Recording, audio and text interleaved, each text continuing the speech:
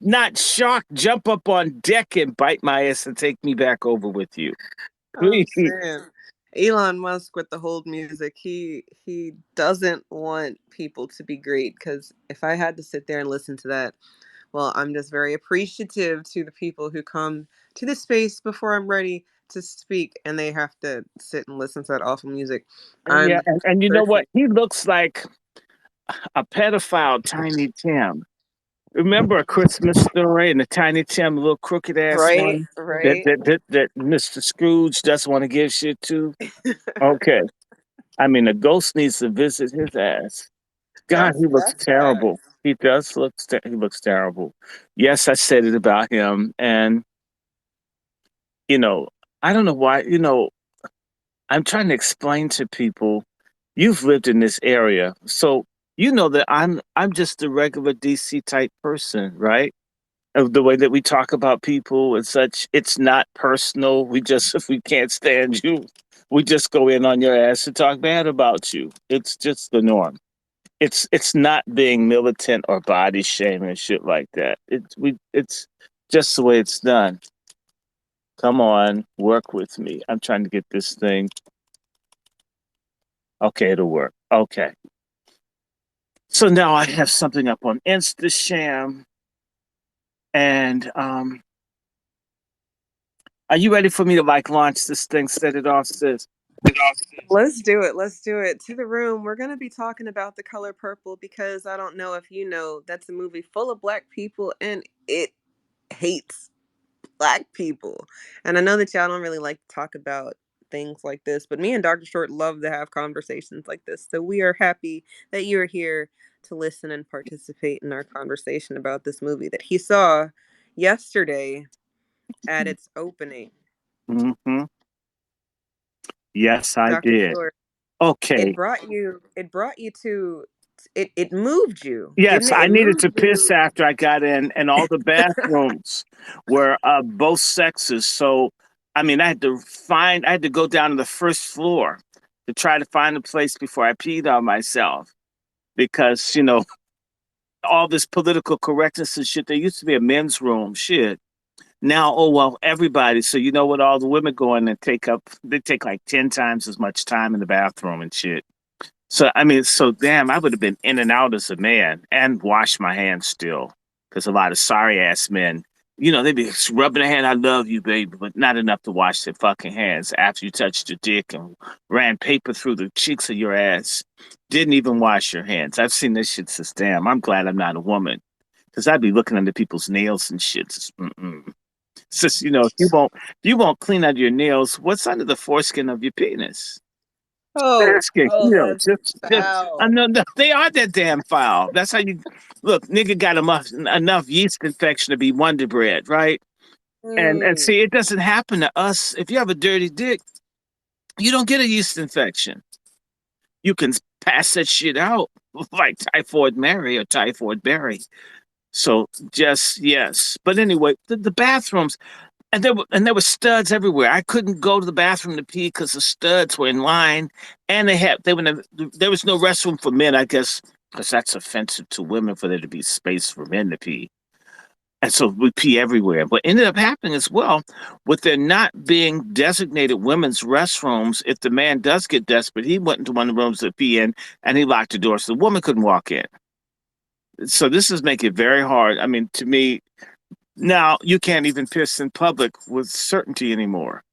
Anyway, I finally got to the first floor, and there was a mix of anyone could use the restroom. And I found, man, I got to it, man, because, by the way, the studs use the men's restrooms too. So now there's nowhere for men. You can't use the restroom anymore. And so I couldn't wait to get up out of there. And then I've been tired ever since I saw Slurple.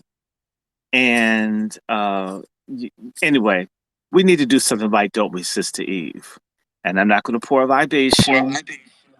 So we're going to do song, because what our people used to do to survive the bullshit in life was music. That's why our music's so vibrant, because we had to put up with so much bullshit. And so what I was thinking about was, what do I do and something came to me. So I want to thank my fellowship for my tambourine, to which I'm going to use for great effect. Are y'all ready? Are you ready? Are we ready? Are we Moving, ready? If y'all grooving ready, like a stud machine. Okay, strap that's right. up, The Color strap Purple on moves up, to the music. strap on up, strap on up. Say strap on up, strap on up, strap on Strap up, on up. strap on up, Strap on up. strap on up. Make your face mean. Strap on up like a stud machine. Strap on up, strap on up, strap on up, strap on up.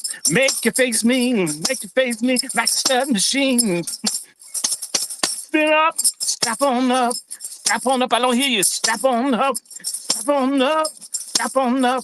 Make your face mean like a stud machine. Da da da da da da da da da da da da da da da da da da da da. Strap on up, strap on up. You strap on up, strap on up. Make your face mean like a stud machine. Like a stud machine. That's right, like a stud machine. Woo! Mm. Oh, do you feel the fire burning? Okay, let's do one more song. Feel something. Can I do this? All right. And this, okay. This is for you folks from the church. All right.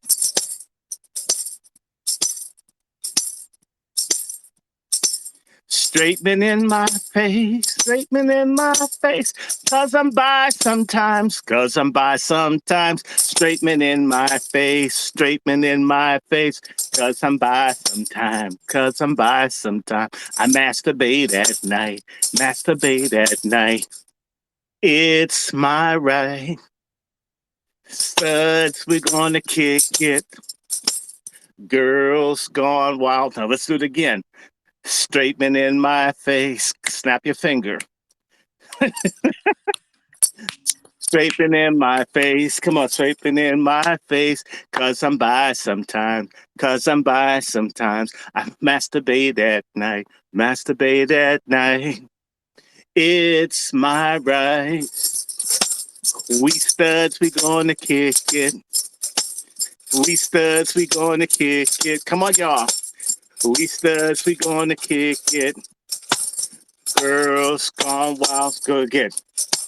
Straightening in my face because I'm by. Straightening in your face, straightening in your face. Cause you're by, because I'm by. Masturbate at night, masturbate at night. Right? It's my right. We studs gonna kick it. We studs, we gonna kick it. Studs gonna kick it. Studs gonna kick it. We studs gonna kick it. Studs gonna kick it. Girls gone wild. Way in the alley. A Pride Month ago. Ugly Oprah. Yelling Fat Lizzo. They weren't worried. They saw holes. Those studs really kicked it. Those studs really kicked it. Those studs really kicked it. Girls gone wild. Okay. Okay. Y'all want to do one more? Freak studs. Freak studs. Speak to me. Freak studs. Freak studs. Speak to me. Freak studs. Then it says, you know, don't want to be a wife. Don't need men in my life. Baby Oprah wants his carpet munching. Aborted baby's gone. Screwing girls all on. Oprah wants his carpet munching. He goes, Oprah wants us. Oprah, Coffee Muffin, Oprah, saying Oprah, breakfast, coffee, munching, why you munching? Look, Dr. Short, Okay, he, all he right. giving Prince a run for his money. He done did Woo! every single Hey, part, praise the playing name of all the instruments. Spielberg. And let me speak in tongues. Blow job, munching, munching, sex toy, sex toy, sex toy, sex toy. Okay. Well, I think that holding music, That's I think we have while we to, filled the we have room, that was better. yeah, I do feel better too after dealing with these stupid. This is some of the craziest ass shit of all times. That what this is all about is you have a miserable black billionaire by the name of Oprah Winfrey, and her claim to fame is dividing black men and women and championing the murder of black children through abortion by saying nothing about human trafficking. In fact, has participated as a procurer for rich Jewish men to molest women. And she's the spokesperson for women's rights. It's a fucking contradiction if I've ever seen one. Oprah, she's a multi-billionaire. I want you to know I have a friend named, or an associate named Mr. Cunningham. I want you to meet Sister Eve. That Mississippi is the epicenter of human trafficking on the Gulf Coast, where Oprah Winfrey's from. Hasn't done a goddamn thing. Not said anything. You got a show. You could make movies. You could pay someone else and not even be involved. She doesn't care a fuck about anybody. Look, just as a real quick aside about that, when and I promise I No, won't no, take no, up no. too much You do. time with this one Look, point. this is, we can But change, right? Oprah, I saw how Oprah really moved when Breonna Taylor was murdered because TBA went and put up the billboard for Breonna Taylor, and then Oprah went and then tried to like do the same thing, but just in a real sneaky, underhanded, not really saying anything type of way. And I just thought that that was very funny style. And then now with Well, the it's like whole, her liposuction. It's only made it look like her head is double. I mean, your ass is bigger, your head is bigger, and your body shrank. I mean, you look like an ant with glasses and shit. I'm telling you. I yeah, mean, that surgery makes them look like they straight out of a Bug's Life. I don't she know. she does I look like don't think. she's out of Bug's Life. She looks like an ant. She looks like a queen ant with glasses. I said, Oprah, you were better off when you were fat. And a stunt. At I least it mean, would make more sense, right? People need to pick a struggle. She's got so much money. She and that's that's everybody's biggest issue, right? Is that she's got so much money, but then she doesn't want to do anything worth anything. And then the things that she does do, it's it's like, stupid why did you shit. have to do that? She's stupid. It's because she's stupid. You know, a lot of people that have money aren't necessarily smart. She's proof of it. And frankly, uh, let me just say some things first and foremost. Oprah Winfrey, I'm just going to start by saying I never liked the nigga. So it's like TD Jakes or some people. I never really watched Oprah's show. Okay, I'm I'm trying to think. I never could get into her from the very get go. Something was off about Oprah Winfrey. Oprah doesn't care a damn about black women. I see right through this shit. I want to say to you that all of us have different experiences. I had people, either friends, what I've seen women that didn't give a damn about girls. Girls could get raped or molested or abused, and the women with the power sometimes say would fuck up worse than if there was an abusive man in the family. I'm thinking, how do women who talk all this chatty feminist shit about men, when they have the authority or the power or the means to do something, often do worse around women's stuff than men? Because what feminism has basically taught is that there's this innate goodness and discernment and judgment that comes with being woman. It's a fucking lie. Some women are kind, sensitive, and maternal, and some women aren't. It's the same way some men are responsible and decent, and some men are complete fuck jobs. What feminism comes along and does is says women across the board are basically good. Women's problem is men. If that were true, our our black families that don't have any men would be doing great. Where there are no men, but the families where there are no men are 10 times more fucked up than where you have dysfunctional men. The stats would point out that men do have some kind of goodness, whether you can see it or not. Same way I have to trust that a woman has a vagina because it's on the inside. It's not like, I can put like an electron microscope. It's not like a penis that hangs out. You can kind of see, oh, whoa, right? You have to kind of, unless you're some stud with a telephone pole size clitoris, I have to believe that you're a woman and that you got what you're supposed to have up there. Now, whether it works or not is a different matter. That'll come out in the wash or the pap smear, whatever you're doing these days.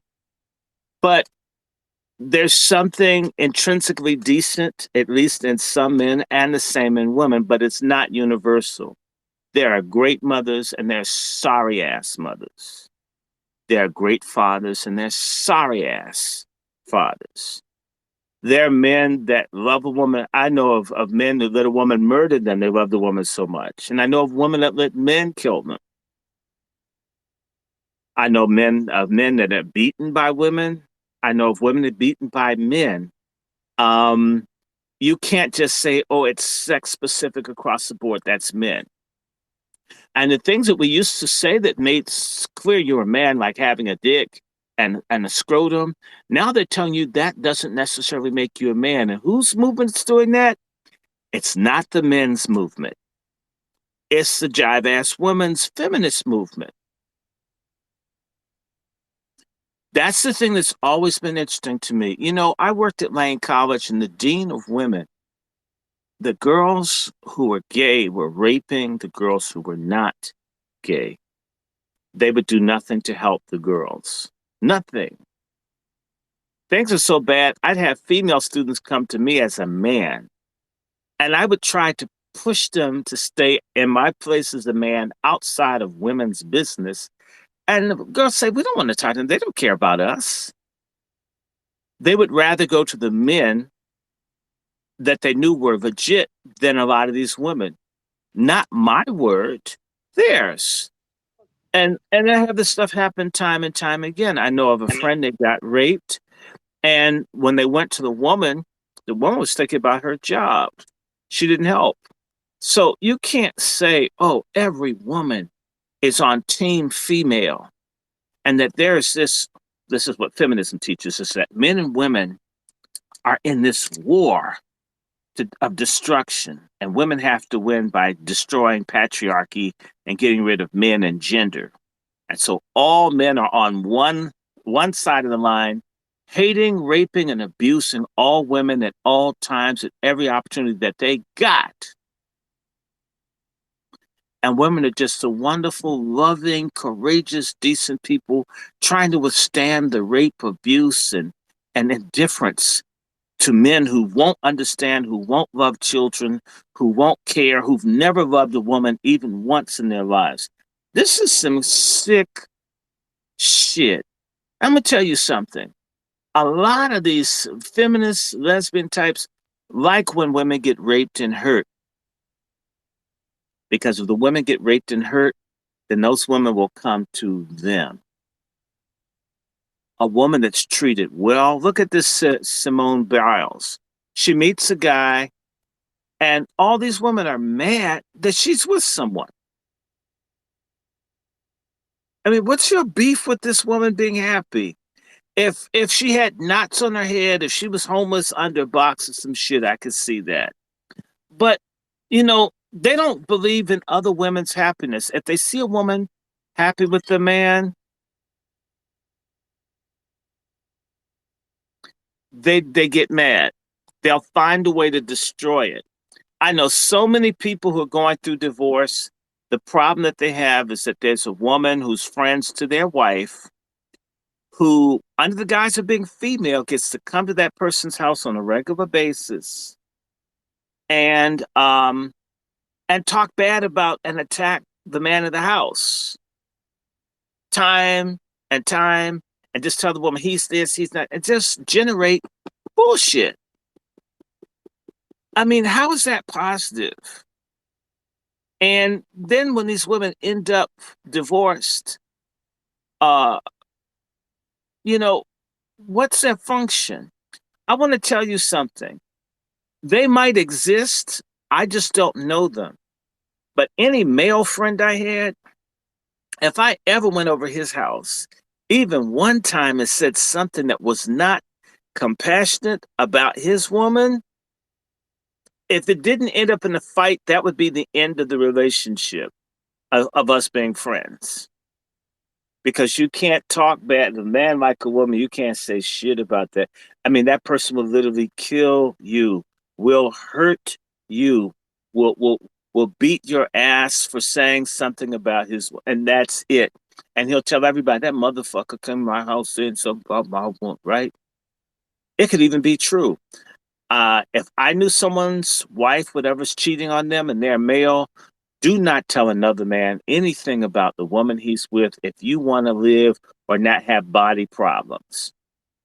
Men don't like hearing negative comments about the woman that they're involved with from their male friends, period. It's seen as unmanly, it's seen as jealous, catty, faggoty, bitchy, period.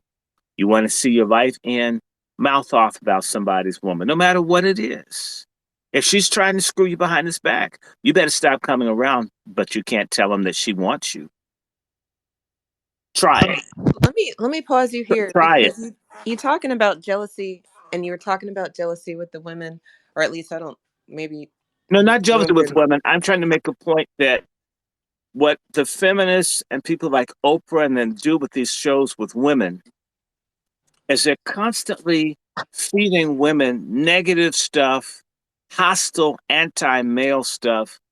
You will never have a TV show where a man talks to men and puts negative energy out on women and not be called fag, tranny, what people want. Like they, if there was a black male version of Oprah that did as much to hurt black um, male female relationships, that person would have enough death threats. They'd have more death threats than Robert Kennedy Jr. has because men don't like that.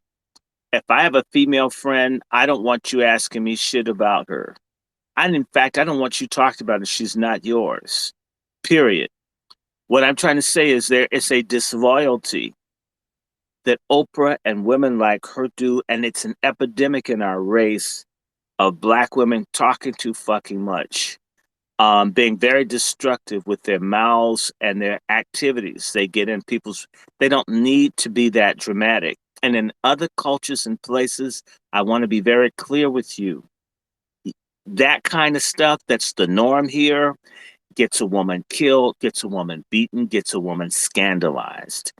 We have a lot of stuff that's carried over because this culture, this white supremacist culture, has encouraged this kind of scandalous, subversive activity. Not that men don't do it too. Men have their way of screwing everything that walks. They're like a closed circuit camera covering the area. It's nasty, and I talk about that. Now I'm talking about the women talking too fucking much. Yeah, Right, I but I'm mean, saying it's I'm creating just issues. Go ahead, go just ahead. trying to make a connection with what you were talking about because it is jealousy. I find that a lot of women can't be around or assist other women with little basic things because of this inbred jealousy, or It's not that maybe they it's, can't, they won't. And well, so so then they won't. let me tell you what it really is. In our culture, it's called, in economic terms, an emolument. One of the payoffs for women is that they can be negative around this. For example, um, as a black man, yesterday when I was leaving the theater, these women began to call me. I didn't know anyone in the theater, and and I'm leaving The Color Purple. You know, the first thought in my mind is, oh shit, right? My back's turned. I don't know who's called me, but I hear two women, and I know I don't know them. This and my initial response is, okay, here comes some shit. Let me be ready. I'm polite, so I turn around, and it turned out to be positive. They liked my hat, but that's okay, fine, cool, thank you. And I kept moving. They had some other things they said, but right. I didn't always think like this, Eve, and I wasn't brought up like this. But you learn all this meanness. Folks quick to accuse you, or just be a black man and someone asks you to do something, and you go because it's a woman and they actually want to make another man jealous. That person's ready to kill you. You didn't even know. Trust me, the way that black men, as I said, they're the bitches in the community. He would just as soon kill someone who was asked to help someone who did not know they were being used to generate jealousy as a person that was trying to cause the jealousy. Do you understand me? But what I'm saying is the emolument is that black women get these privileges in their position, no matter how much they whine about, how bad it is being a black woman. You can go to court and you can lie about child support. You can lie about paternity. These are payoffs that the white system gives to black women to bring down the black community and the black men. And a lot of sisters live by it, lying about stuff. Just everything is a constant hustle. I'm not saying that black men don't have their emoluments, like making kids and just walking off or so forth, or that child's not mine. We have these payoffs, these moral, ethical bribes that we accept to be against one another. And it's accepted. So one of the emoluments a black woman has is that she can be bitter and unforgiving. She can just be mean. You hear, she's just a mean girl. In other cultures, if a woman is mean like that, she better hide it. It's not something that's seen as cool for a woman to walk around and be evil to everyone. Have you ever worked in a job and there's a woman that was mean to everyone and everyone accepted it? Let me tell you something. Put a black man in corporate America. I know what I'm saying. That black man could be the meanest bastard in the world to other black people. He better not be mean to anybody that's not black. And he better be careful how mean he is to black women, because that black woman can go to white folks. He can be mean to black men, in particular that are under him but not above. Whereas I've seen black men job, they're nasty to every damn body. And everyone says, oh, that's just the way they are. That's the stereotype. Sapphire from the Amos and Andy, there's this type of just mean, angry, surly black female, right? And we see that as normal. It isn't normal in other cultures. It's seen as bad. And so it's the same way the sister can be hurt in one relationship, and from there on out, she hates all black men forever. Nobody's any good, can ever be any good forever. And she has a right. And whenever you talk about this, oh, she's been hurt. Well, I'm thinking, I know of boys who got molested and abused. They didn't get the right to be assholes all of their life because somebody hurt them when they were young, like what's happened with Oprah Winfrey. And more black women need to demand that woman up. At some point, you need to grow out of whatever hurt you're in and move on, or shut the fuck up and stay in your corner. Versus, well, the whole world needs to know I've been hurt, and I'm never going to allow anything to work because I've been hurt. I'm going to destroy everything.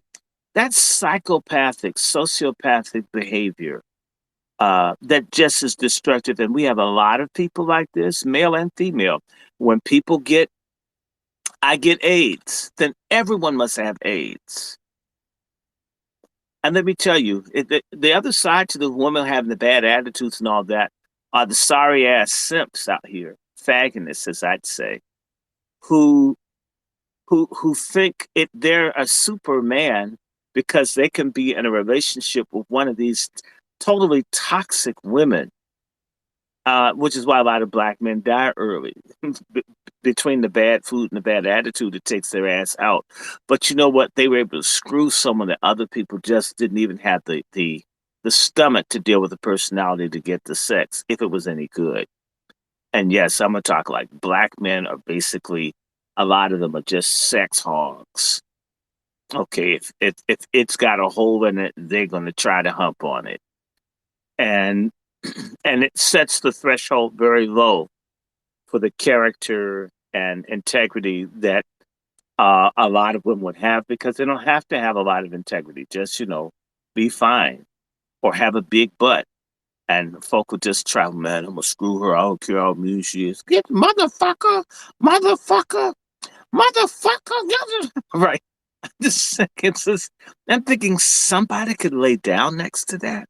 I couldn't. No, motherfucker, where's my weed at, nigga? And there's some and they go, bitch, I'll beat you to death with my dick and fuck your dead body. Oh, he's so fine. And I'm like, oh my God. We have, so for the negative women, we have these negative men. I mean, they meet in prison or wherever they meet. But back to this Color Purple, Oprah Winfrey and and this whole thing creates a world in which only men are bad. And in fact, white people aren't all bad in The Color Purple. They're just two bad white people, a bad white woman and a bad white man. You're down in rural Georgia, and white folk aren't the source of your problems. Oprah's fucking kidding me. My family on both my maternal sides fled Georgia. And that movie, The Butler, that Oprah Winfrey made, at least the first part was more real, where the man had to leave because, folks, screwing people's wives and such. That's probably why my family from the same town same area of Georgia had to come up here. I heard there's some story and folk went on that stab fest and shot up some people and family moved to North Carolina and changed their names. That's Georgia. That's rural North Carolina. I got family and a lot of people had to leave. The white folk were hellish to live with. So let's start there with the setting because the director Bazawuli or the Plaza Wube, he's a right. So Ghanaian. he's Although right. I He's don't the know tether. anyone Ghanaian with that damn name, and nobody in Ghana I knew knows anybody with that damn name. It's not Slow down, Dr. Nakan or Short. Fonte. Slow down. It's a bullshit name. I don't He's know where the but fuck he's he's not from from. here. That but No, he's I'm not saying from here. he's not from Ghana, but he said he went to Achimoto School that's in Accra. Okay, I've been to Ghana twice.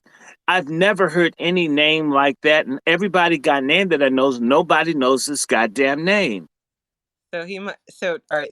There's something. There is something there. But to the point Bogus, about the bogus environment. about him, and he lives in Atlanta, and he's made videos and all with people that are rainbows. So something is very off about him.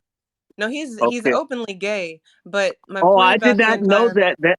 That just came out when I was researching him earlier. I couldn't find. No, I knew. Shoot, I knew he was trick or treating and mostly tricking. We remember we talked about it on the first time we did the color slurple. But Yes, mm, I told to you the something was wrong environment. with him. I told you something was wrong with him. Before I had it, since I read this nigga, I know damn well that he's lying. I actually think he's a South African or something like that, pretending to be Ghanaian as a cover, because whatever country he comes from, they would kill his ass if he went over there pushing it. You might have gayness in Africa, but they don't like it. They don't like the Billy Porter type where you like flaunt it too hard. People won't go with that. Your ass may disappear. And and by the way, no, I'm not encouraging violence against anybody. I'm just saying they don't. You can't rock like that in Africa. Rock with you, psych. No, no, you don't rock with. No, you don't. You better not try that shit. down in Okay, Africa, Dr. they Short, will Dr. get you. Short, I'm Dr. sorry. Short, to the environment. What we've been talking about is that people who are not from here, they don't share our experience, and then they try to make a movie that And talks they don't about share our our best experience, interests and either. they They don't don't share share our our, interests. they don't Sure. share our best interests. And And then they'll they get go it further. wrong. No, and they wanted this movie. This movie needs to make 250 million dollars to break even. That's why I want to say to everybody, I have an agenda. Fucking yay. Boycott this shit. Tell everybody to tell Oprah to eat it. And we're not talking about Stedman. She needs to eat all the money that the white people gave her to make this. This is a birth control LGBTQ promotion infomercial for women to munch carpet or raffia palm, if you want to call it, in Africa. This is to promote LGBTQ and abortion and all of this globally. That's why you got the African, because the person really pulling the strings is a suspect Jew named Spielberg, who had a falling out with Michael Jackson. And think about how Michael Jackson got harassed and bothered. And I want to say to you, there's a movie that most of you didn't see that Spielberg made. And when I think about it, it makes me wonder. The movie's called Empire of the Sun. And Empire of the Sun is a white British boy whose family lives in the international settlement, also known as the Bund in Shanghai. And his parents and he get separated. And this boy ends up having to literally be a street urchin in Sino-Japanese War, and during the Sino-Japanese War in China. And this boy ends up having to literally hawk himself to older men. Not that anything freaky went on, because this is a made-for-family film. But you wonder, that's the only movie I can think of that Spielberg made, and it was all about a boy. If you know anything about child actors and all the freaky nastiness and so forth, it's making me wonder what happened to that boy that starred in the movie Empire of the Sun? Because, and see, when Spielberg and them get someone, think about it. Remember the Karate Kid that had Will Smith's son? They gave all this attention, all this showcasing to Will Smith's son. Look at him now, and you wonder what happened. And the reason I'm bringing that is Spielberg. Spielberg is a degenerate. I can't prove it, but he runs with David Geffen, who's strange. All of these who are friends to the O'Fagas. And he's working with Oprah and all of them to develop this film. The African is the front man. He's a zipper. Spielberg is the actual thing. They wouldn't let, I mean, this African man ain't made no major movies, $100 million figure film. And this is his first full length movie. Do y'all get me? You can't. Tyler Perry doesn't get $100 million, although he probably spend that much on the right size dick. Not for a movie.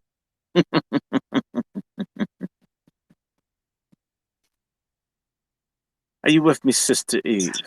I am Dr. Short. Oh, you were I laughing. wanted Did you to, mute? Did you mute? You muted, so you I couldn't was, laugh. I was Okay, yes. laughing. No, yeah, you muted. That's just, yeah. I know I got you. I know I got you. I didn't even, I know I got you. Y'all are laughing. I'm telling the truth. You know, hell, Tyler Perry, he would buy the $6 million man to give him a tip. Did you see that episode of Boondocks? I found out that he called and told them to take it down. The episode where he basically, not he, the person who's not Tyler Perry on Boondocks, uh, goes out of his way to find the most majestic man Well, because Jesus told him to. No. here's my point. Spielberg and the Hollywood GCPs are the ones behind the cover Slurple. It wouldn't have been made without their approval. Oprah went before her GCP masters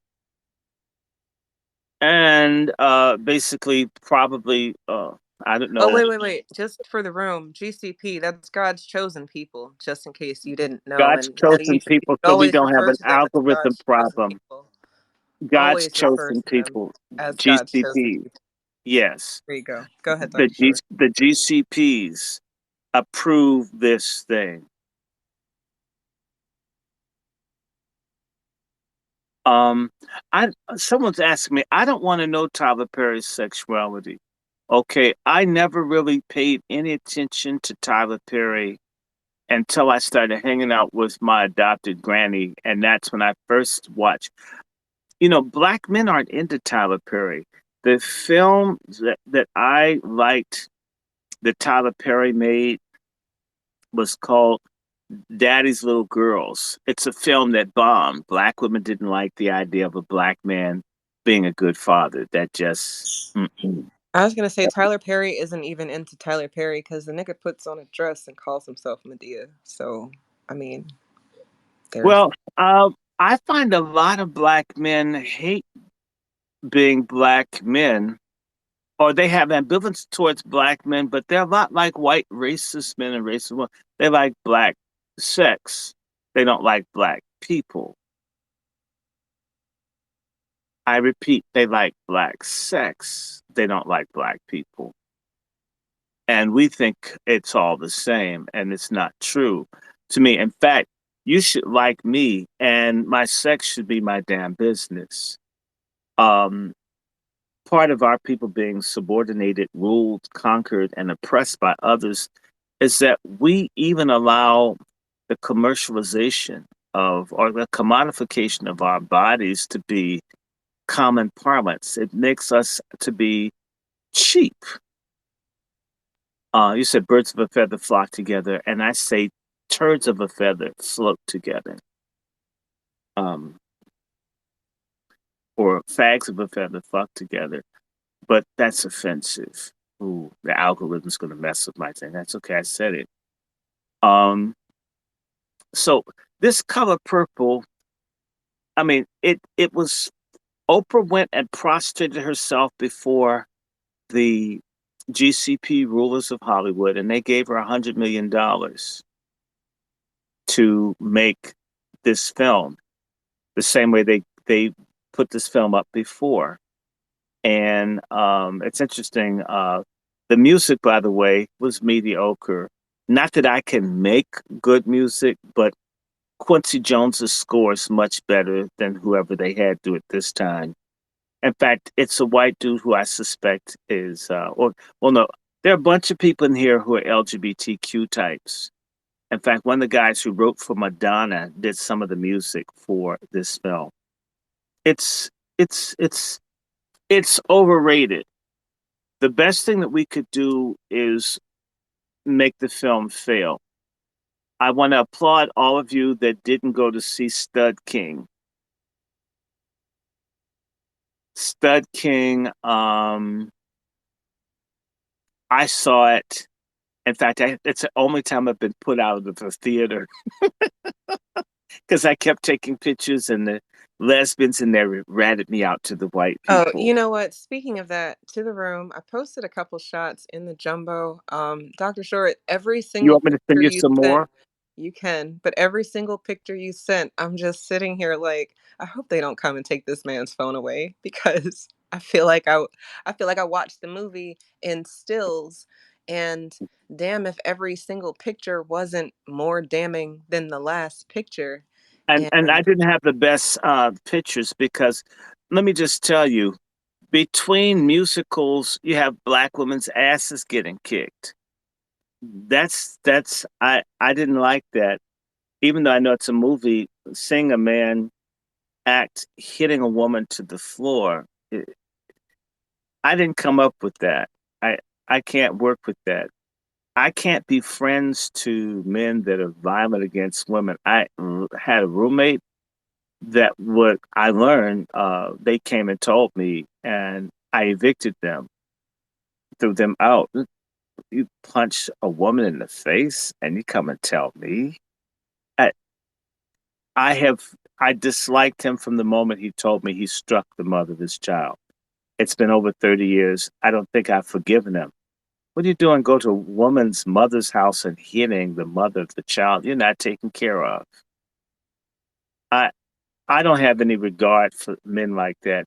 That's the other thing I don't like about The Color Purple is that the only person that would come to Celi's rescue were women, and I know men. My family, you put your hands on women, we come and see your ass. Really, right? Someone got one of my family members pregnant. They got out of town because they were going to be drowned. They're going to drown this man. They were going to kill him, make him disappear. I I didn't come from a family where you get to mess over women. It's just I I can't. I'm not even a tough person. I subcontract. Someone will come get you. You mess with my mom. uh, I can't work with it. I'm not a tough man. I'm not one of you street hard Negroes. But I absolutely will pay for someone to come see you. Do not mess with the women in my family. I would never bother anybody's women. I respect. Don't bother mine. Coming at, and I had a great uncle who shot two men in the head over white men talking nasty to the women. That's the shit I come from. This thing open where women just get beat all the time. I'm trying to think where the hell does that happen? Come on, Eve. You married. Can someone just call and disrespect you and your husband not lose it? Like when drive a car through the person's house? Man, if you haven't been a fly on the fucking wall, Dr. Short. No, absolutely not. That would actually be fighting words that would bring all No, it'd be sorts of killing. It would be killing words. hostility. No, killing Right, words. Let's just killing, call it what it call it is. what it is. The black men that I know that are real men, you bother with the just I'm going to go to jail. I want that person to be a quadriplegic if I don't kill them. That I know people like that. They only either this man can't walk again or he's dead. Not, oh, he beat my sister. That's between them. No, that's not how men process stuff. In fact, the reason that they couldn't show men care anything about women's attacks the radical lesbian feminist agenda to destroy the patriarchy, the family. So a man that steps up for his woman, and my favorite scene again from The Godfather, when Connie's husband beat her ass and Sonny drove across multiple boroughs to get to this dude and beat him with the trash can in the front yard. Godfather one, you know what I'm talking about. And he was kicking the dude's ass, and he kept kicking his ass. Um, that's how patriarchy for real works. You Let's mess with a woman, go ahead. you you put your hands on a woman in our family, you would want the police to come. You'd run to the police station because we are going to get you. Period. Not call 911. 911 became the number to call when men began to stand down and do what women wanted. Don't do this. That's when men began to stand down and not speak up and not get engaged. That's a response to women saying, "I'm in control. I got this." I've been in situations. I remember as a young woman, and this man was being rough. We asked, and we were told, "Mind our business." Okay. And who wants to die for a stranger? Um, but The Color Purple. So there's no heroic, righteous men When women are getting beat for years, they're just suffering this all by themselves. Right. That's But not exact. That just I know plenty of folks. Somebody said something to somebody's mom. Somebody put their hands to somebody's mom. Even when it's a son, I'm gonna kill this person. And we have to send him to the Navy because he can't handle anybody putting talk to his mom in any kind of way. It's all kinds of stories. My god brother, who's from Florence, South Carolina, one of the reasons they sent him off to school is the police would just walk in people's houses. His mother didn't want his son to die. Send him up to DC so he can't do anything. Well, I'll tell anybody, a white man, elbowed my grandmother in the store, in a Winn Dixie store back in the 70s. And I grabbed this dude. He put his hands on my grandmother. I love my grandmother. We would fight right then and there. Right. And my grandmother, of course, I never saw her again. She didn't want me around her. She didn't want me to be another Emmett Till. And I'm no tough guy. Nobody's tough guy. No street fight. But it's my grandmother. I mean, this man lost his goddamn mind. You elbowed my grandmother in front. I mean, I need to say to you that a lot of the black folks in these families moving has a lot to do with black men putting their foot down over how their families were treated, how a woman was treated, wife, girlfriend, whatever. So shoot, I've got to do something about this. I'm going to have to kill someone and move to another state. But if they put their hands on my mom, somebody's got to die, and shit, it might be me, but we was right. That's our real history, and that includes if a black man. Let me tell you something. We're gonna come back to the movie, but a lot of folks don't know these little black towns and all that you hear about, Bole. Most people don't realize that lynching wasn't just done by white people. Did you know that black folk got lynched by black people? If you were a rapist and you out hurting people, these black folks would string your black ass up. Dr. Short, before you get too far down a whole nother road, we got a speaker on the stage. I want to see what his thoughts are before you Mhm. jump to a whole nother. Bring them in. Isaiah, peace Mhm. to you. Welcome to the stage. Are you there? Hello, peace and blessings to the room. Yeah, this is I know brother Dr. Randy Sharp. This is the first time I've ever heard him speak in the Twitter space. So I was just saying, welcome, brother Short. Yeah, you just gotta stay on topic, homie. You know what I'm saying? I love you. Um, you did on with a number of things. I have firsthand experience from many, many years ago. Um, it's how our very strong, powerful, beautiful Negro women have been forced to not participate in the power structure of this place called Hollywood and the very debilitating and traumatic experiences that they've had to endure to decide how far and how far they can go, how low they can go to build their wealth. In terms of the color purple, on one hand, I'm super excited for Blitz, very talented man. I tried to produce one of his films, couldn't come up with the money for burial of Kojo when he was in Ghana, and he wasn't too happy with that. I did a whole FaceTime with everyone that thought I was going to be able to pull it off, but then luckily for him, Ava DuVernay stepped in and he got it done. I think the bigger picture here is not the idea that the victims become the victimizers or people not wanting to deal with people standing up as black men and calling us misogynoir. This was a money grab.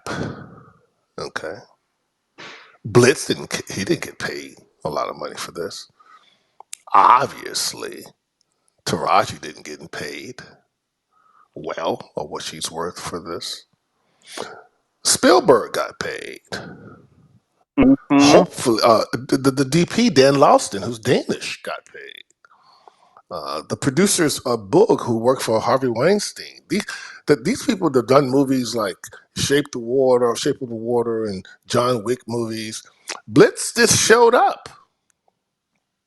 He was just behind the I'm gonna camera. say, So this you was know, just a money grab for everybody but the so-called black women that they used to empower. And that's what it is. I don't even think it's even deeper than that. But go ahead. I was just gonna say, you don't think that there's ever an underlying reason or agenda to use somebody who's just shows up. Like, as we all know, there's so many people who are already here who are very talented, who have screenplays that need to be funded and films that need to be that need to be seen, but they don't have the funding. And then, like you just said, Blitz kind of just shows up, and then something that nobody asked to be remade gets remade. You don't think that there's an agenda The there? agenda is Oprah's ego. I know for a fact that Oprah has never been happy with the idea that Whoopi Goldberg got the Oscar and she didn't. She got a Lifetime Achievement Oscar, but this is not how narcissists operate. Narcissists create enemies in their own mind to do what they do. Because when it's no longer about the money, what do you wake up? What is the challenge of your day? This woman says she has a husband, no children, dogs, lives in Hawaii, gets on national social media with Dwayne as a 2.8 point billionaire net worth supposedly, asking people to donate their hard-earned money in a bad economy to people who weren't even warned that their villages, homes are going to be burned, and we never saw what kind of people were in those communities and what they looked like before they jumped in the water. So there's some diabolical things going on where people, what happens when money is no longer an issue. The average person in this room either is seeking wealth building or holding on by a thread to pay their bills. Now, you're talking to someone who's been on both sides multiple times since I was 19. Money doesn't drive me. The truth does in everything I've ever done. And the truth is always inconvenient, and it's always not appreciated depending on the time and the place and the platform in which you're speaking the truth. What I'm seeing with Blitz, who I know is on board with Ava DuVernay. Ava DuVernay is on board with Oprah. I had a show called The Conjuring Woman. That was a beautiful show that I wanted to have Erica Badu star in back in 2017. But they went with Oprah and Ava DuVernay show, Queen Sugar or whatever it was, right? While I was still on with Warner Brothers. And they told me, oh, my show is too strong. People keep telling me everything that I try to produce is like, well, can you break them down? They start off and they raise their hand up in the air. All your characters start up here. We need them to be broke and broken. We can't sell strength. We can't make money off that. We need the broke and broken subliminally to know that you would never be empowered.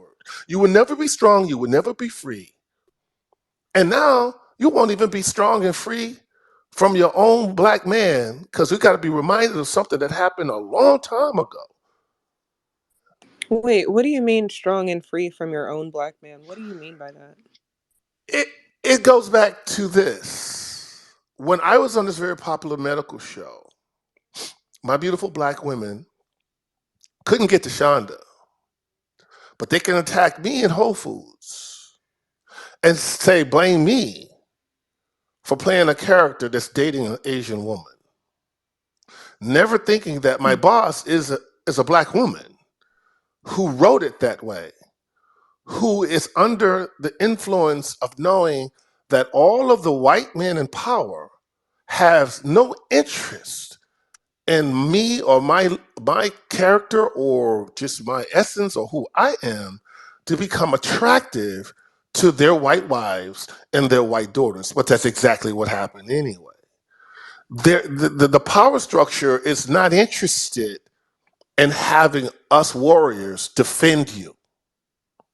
Because if that is the story of the day, that we would actually defend a black woman, then they will have to stop attacking you, right? That's what Dr. Short is saying.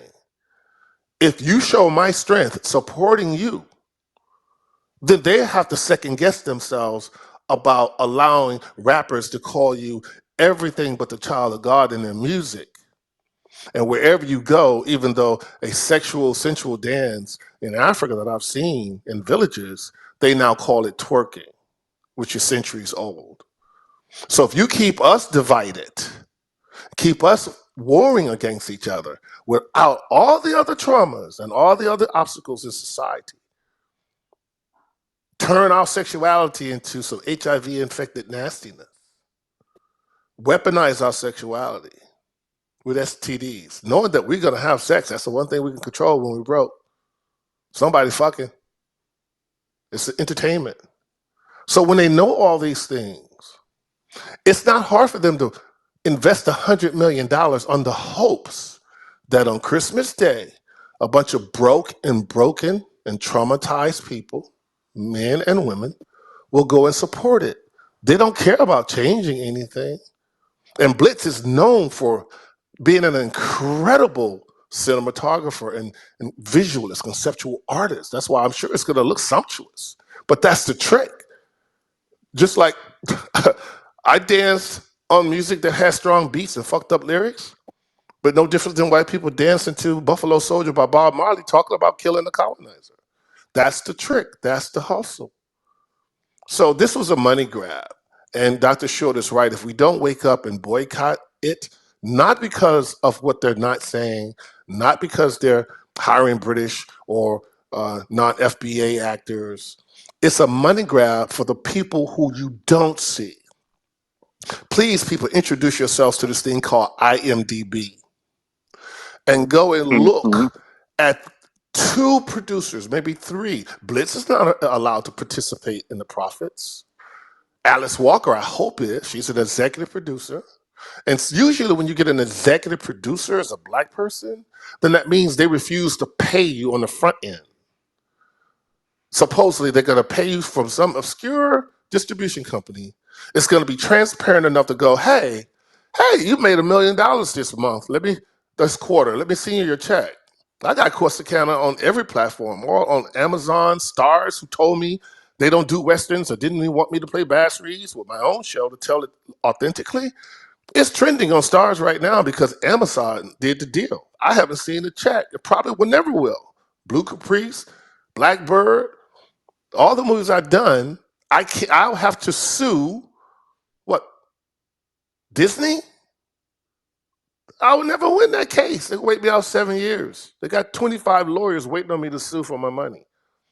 So what I'm saying is, you have to, when you boycott and understand what is happening is, why are we continually as a people that are being harmed and still not repaired, supporting a money grab, $100 million for a movie post-COVID, and people are still dying in the streets? Who is behind that kind of capital and why? That's all I want to say. And the film was sumptuous. But again, that was our conversation, was it not, Sister Eve? It's so well shot. All the imagery is wonderful. But what's beneath it all are the lies, the fraud. What's her name? Whoopi Goldberg was on the screen for all of 3 minutes or less.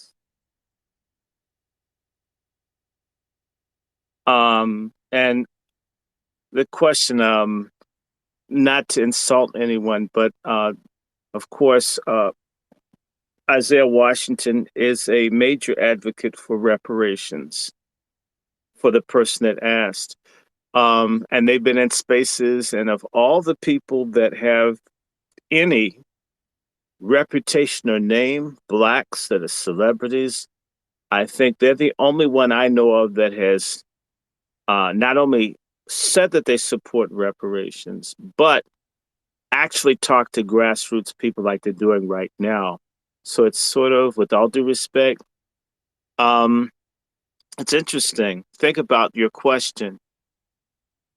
Uh, Snoop Dogg and all these other people don't come into these spaces and talk to us under any circumstances. We never see them.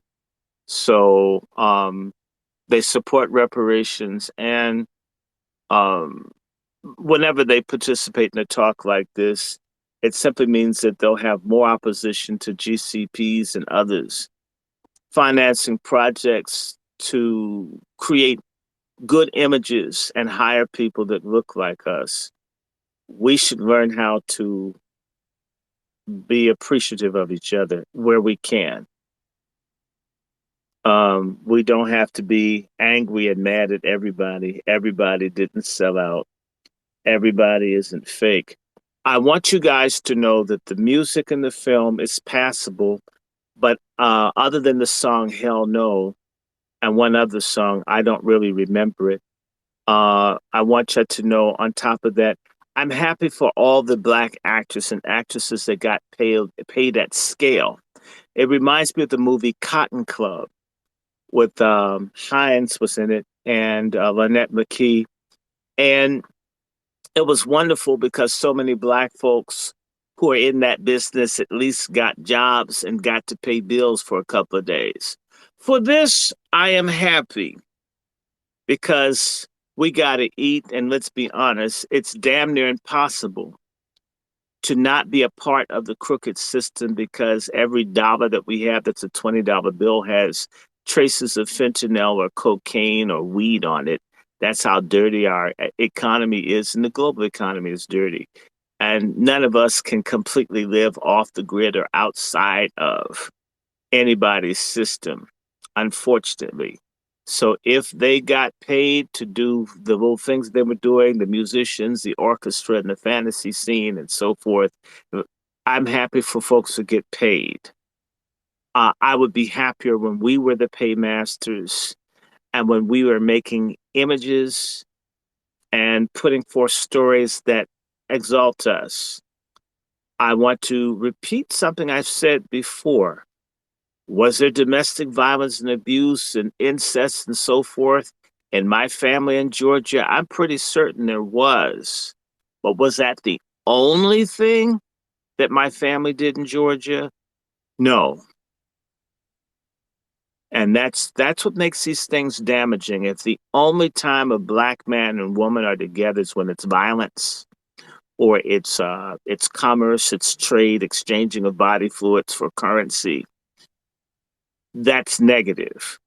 And that's why I asked the question. Surely one of you, some of you, had somewhere in your family, whether it's my father and mother meeting at 14 and 13 and getting married when they're 18 and 19 and never getting divorced. Surely there are people that you know, black men and women, who married their high school or junior high school or their elementary school or middle school sweetheart and never broke up.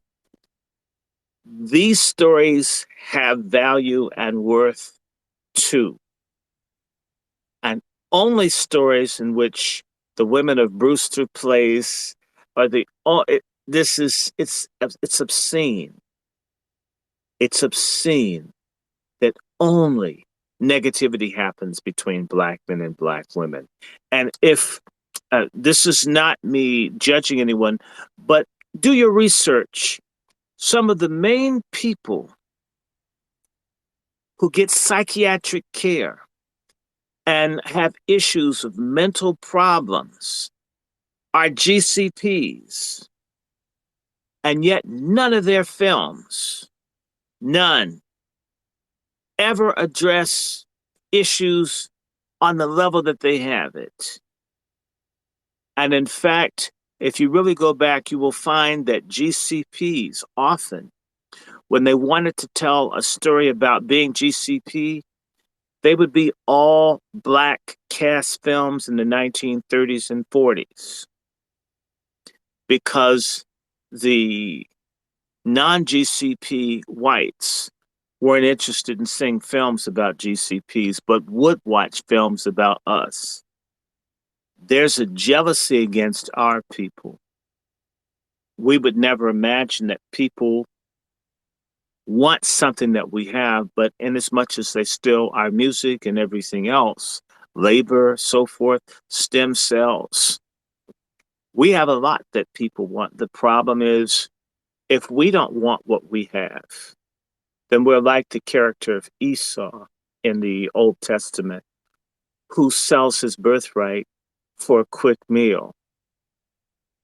We mustn't sell our birthright, our stories, our legacies, our abilities for what it is, for far less than what it's worth.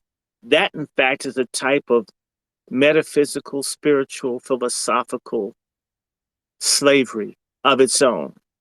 And I'm angry at Oprah for this. $100 million, you need $100 million to do all that. Don't need 100 million. And to do something people already saw, isn't there any other type of story? And I just want to say to you, and they airbrushed the sexuality in it. Damn it, if you're going to have two women bumping and grinding, then damn it, do it. Don't nibble around the edges, Oprah. If that's what you're glorifying, if that's what you're putting on the altar of forbidden or restorative love as two women being together, then damn it, don't nibble around the edges and stand on your square if that's what you're promoting.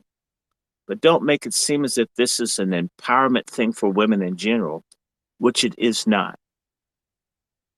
There's a very interesting scene in the film where they're building the juke joint for Harpo. And at a certain point, towards the end of the scene, the women come in and take the tools from the men to show the men how to build a house. And I'm thinking, Oprah Winfrey, aside from engaging in gross colorism, where the pastor's wife, the upright first lady, she's light skinned, and the original Color Purple, Nettie and Celie were both dark in complexion. In this Color Purple, the desirable sisters, light skin, and the cast off sisters, dark skin. And Oprah Winfrey did this. And by the way, if a black male had made the film and made the desirable sister light skin and the sister that's the cast off dark skin, they'd be catching hell. We need one standard in our community of how we do things. And if a woman's ass is wrong, she needs to get taken and called out as fast as a man. As long as we have a double standard where a woman can promote colorism like Oprah Winfrey does, and you don't say anything, it's as bad as the rap videos where they like the girls with the long hair, whose hair was real down to the root and all this other kind of stuff. If it's wrong for black men, it is equally wrong if black women do it. It is wrong if Oprah doesn't pay black women or pays them just a little bit more than what white folks do. It's wrong if Taraji and them got, bargain basement pay and they didn't get profit sharing when that could be done. All this sisterhood talk is bullshit. And in fact, the sisterhood is only useful when it is inciting intersexual conflict instead of how do we come together. Because damn it, we need each other. And I will say this to you. In every colonized, oppressed people, the colonizer, whether they are Israeli, whether they are English, French, Portuguese, Spanish, Dutch, German, Danish, Italian, and these are Belgians, every people from Europe in particular, when they went out and conquered people, as they say in French, is divisé pour régner. rough translation, divide and rule. For Black America, the Black man and Black woman are so powerful together.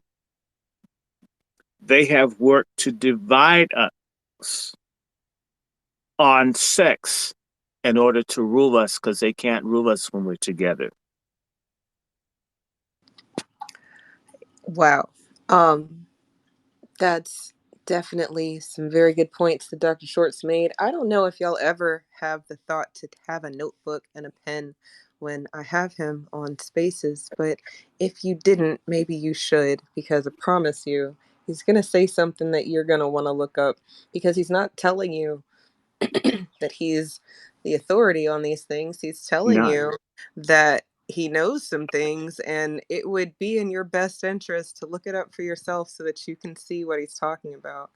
I think what In Isaiah fact, was talking Willie about Lynch earlier. was the letter that Farrakhan quoted. There is conscious decision for Black men and Black women to be divided. I mentioned to everybody, and I'll go back and say it again, that the whole idea of reducing the Black population is discussed, and in fact, it's on the Angry Black Men's Book Club platform on YouTube. Gunnar Myrdal's An American Dilemma, Chapter 7. They are talking about things that they need to do to reduce the Black population. This was in 1944. So basically, 80 years ago, what can we do? One of those things that was done was to anger, basically bring things in to change the understanding in Black women what their role was. Now, yes, we lost people in childbirth, but it's gone from protecting the lives of women so they don't die and babies don't die, which was really never the purpose. Margaret Sanger and them, what they really wanted to do is for Black people to not exist and to drive wedges between women and men. Margaret Sanger has a very racist book. I have a copy. I read some of it on the Angry Black Men's Book Club. It's called The Woman and the New Race. And Margaret Sanger makes it very clear we don't want everybody forming families. In particular, they do not want Black families. The Black family as an institution is subversive to the system. The Black family resisted slavery. The Black family resisted peonage. The Black family resisted the redemption in the South, the reintroduction of neo slavery from 1865 up until 1965.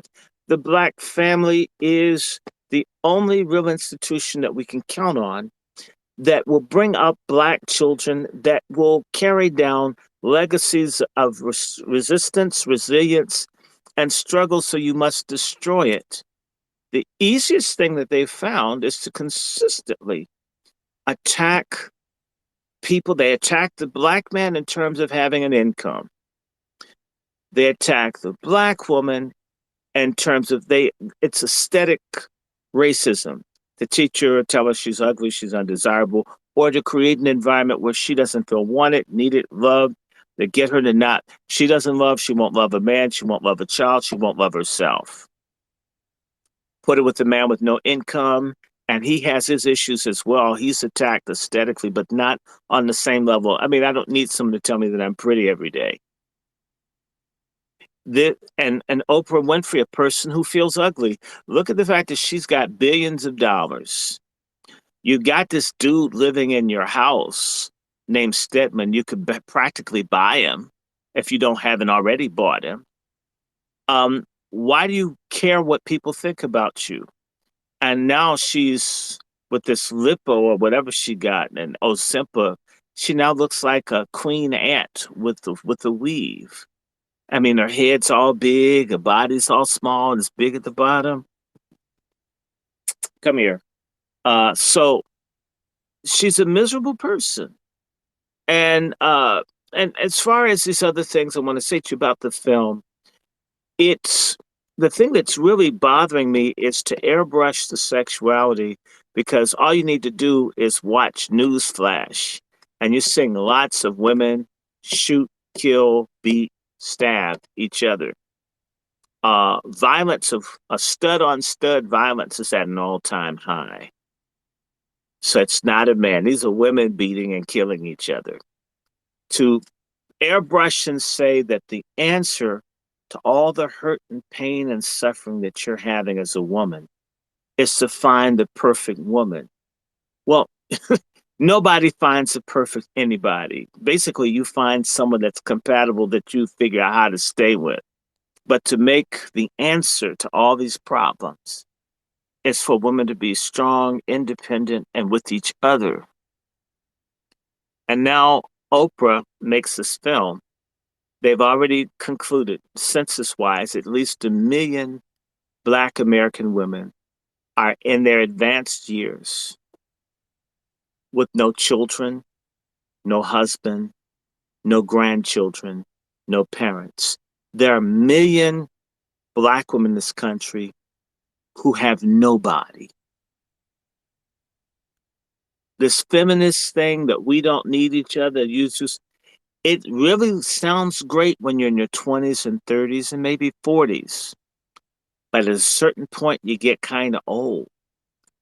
If I said to you, one of the biggest hustles that I'm beginning to hear about are mature female adults who are in relationship with foreign men, some of them Latino or others, and I hope it works out for them. But there's plenty of room for elder abuse, exploitation, and other things. I pray that that doesn't happen. These folks are also preyed upon in assisted living.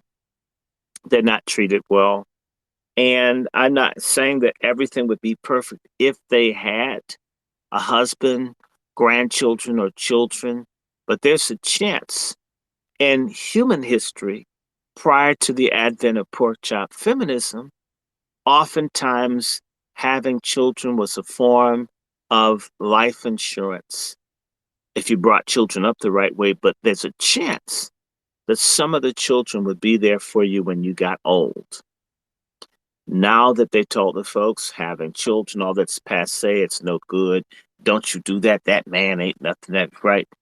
Well, sisters and brothers, we're going to see in the next 10, 20 years an explosion in the number of people who aren't married, never got married, never had children, don't have grandchildren, don't have nieces or nephews. And in racist America, that's just a recipe for you to be exploited and taken advantage of. Sister Eve, because it's difficult, let's take questions from the room to talk about the color slurple. Because I don't, I don't have to do all this talking. I'd rather answer questions that will trigger me because the film is 2 hours and 20 minutes long. Trying to remember all of it is, and try to make it make sense and pull the stuff out of it. The questions may pull out what I need to say more so than me trying to do a narration of what the film is about because many people already saw the first film. So I just need to say that this film is much better shot than the first one, but it has music put in. It's sort of like putting, God, Pearly Victorious or something like that in the middle of, say, another black film, putting the music in. All I can say to you is the music didn't, it was okay. I couldn't wait for it to get over. So open it up. People have Okay, to have questions. sounds like a plan. Isaiah has his hand up, so let's kick the mic to him and to the room. If you have any questions, you can grab a mic, and I will let you ask your question. Go ahead, Isaiah. Unfortunately, Dr. Short, you've done, there's only 45 people in this room. But if you add up all of the followers that are probably going to come into this room or listen to this recording with the hashtag The Color Purple hates black people, let's talk about it, is that you've just promoted it. They didn't make this movie for black people. The people that will undergird or underwrite $100 million project, they did not make this movie for black people. They don't think about black people. You mean absolutely zero, zilch, nothing to Hollywood. Why? If you did, you would have seen a part two of Waiting to Exhale years ago. Angela Bassett would have had 3, 4 Oscars by now. So what's love got to do with it? They know that so-called black people will complain. And if you just put the word black or black people in it, they will go and support it. The movie never fails. If you boycott it, who are you boycotting? You need to boycott the other producers and the other movies that we've always watched. John Wick, all 3 of them, all 4 of them. You don't touch them. It's designed that way. If no black people supported this movie this weekend, it will still end up in the hotels around the country and the world. It'll still end up on streaming. It'll still end up on YouTube eventually. It'll still end up any and everywhere. And they know that the average black person with morbid curiosity is going to say by day, just instinctively been forced to be hypocrites, will watch it anyway. Just because, fuck it. Let me see how bad it is. They already have the data on how we've been trained in this Stockholm Syndrome way. Now, you want to kill a movie? Like my movie, Corsicana? Don't talk about it. You want to help a movie like mine that's strong? That's competing with them? Then you get in the space and hashtag Corsicana and talk about how good it was. That never really happened because it wasn't a bad film. But when we give them the oxygen, and it's okay, but if it's not going to impact it like the strike, boycott on Bud Light, because you're still watching it. And Dr. Short, you watched it. You can't get that 2 hours back. So what I'm saying is I appreciate what you're doing. I would like to. Yeah, I appreciate what you're doing, but they already ahead of you. They want you to speak ill of it. They probably will already bootleg it so people can see it because it's already going to fulfill the fetishes of European whites already that want to see 2 black women having sex. It's fulfilling the fetishes of every non-Negro in the world. That's all Medea did. The fetishes of seeing a black man in a dress. It's a fetish. Well, let me ask you a question. No, I'm going to drop down. I'm good. No. I want to ask you a question. Now, see, we're not insiders, and I never claimed to be that. But inasmuch as there are certain people that are bastards, some people read Movie Mojo. I do. I read it a little bit, not like someone in the industry.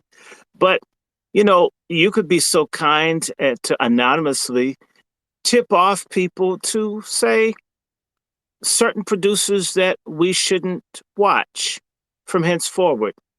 And you don't have to say who, just you don't have to say it here. And to me, when we do that, now as far as Corsicana goes, how many people saw that since it came up? I saw it. I watched about 4 or 5 times. I could watch it again. In fact, I almost wish Oprah was the star in the kitchen scene. He. But don't laugh.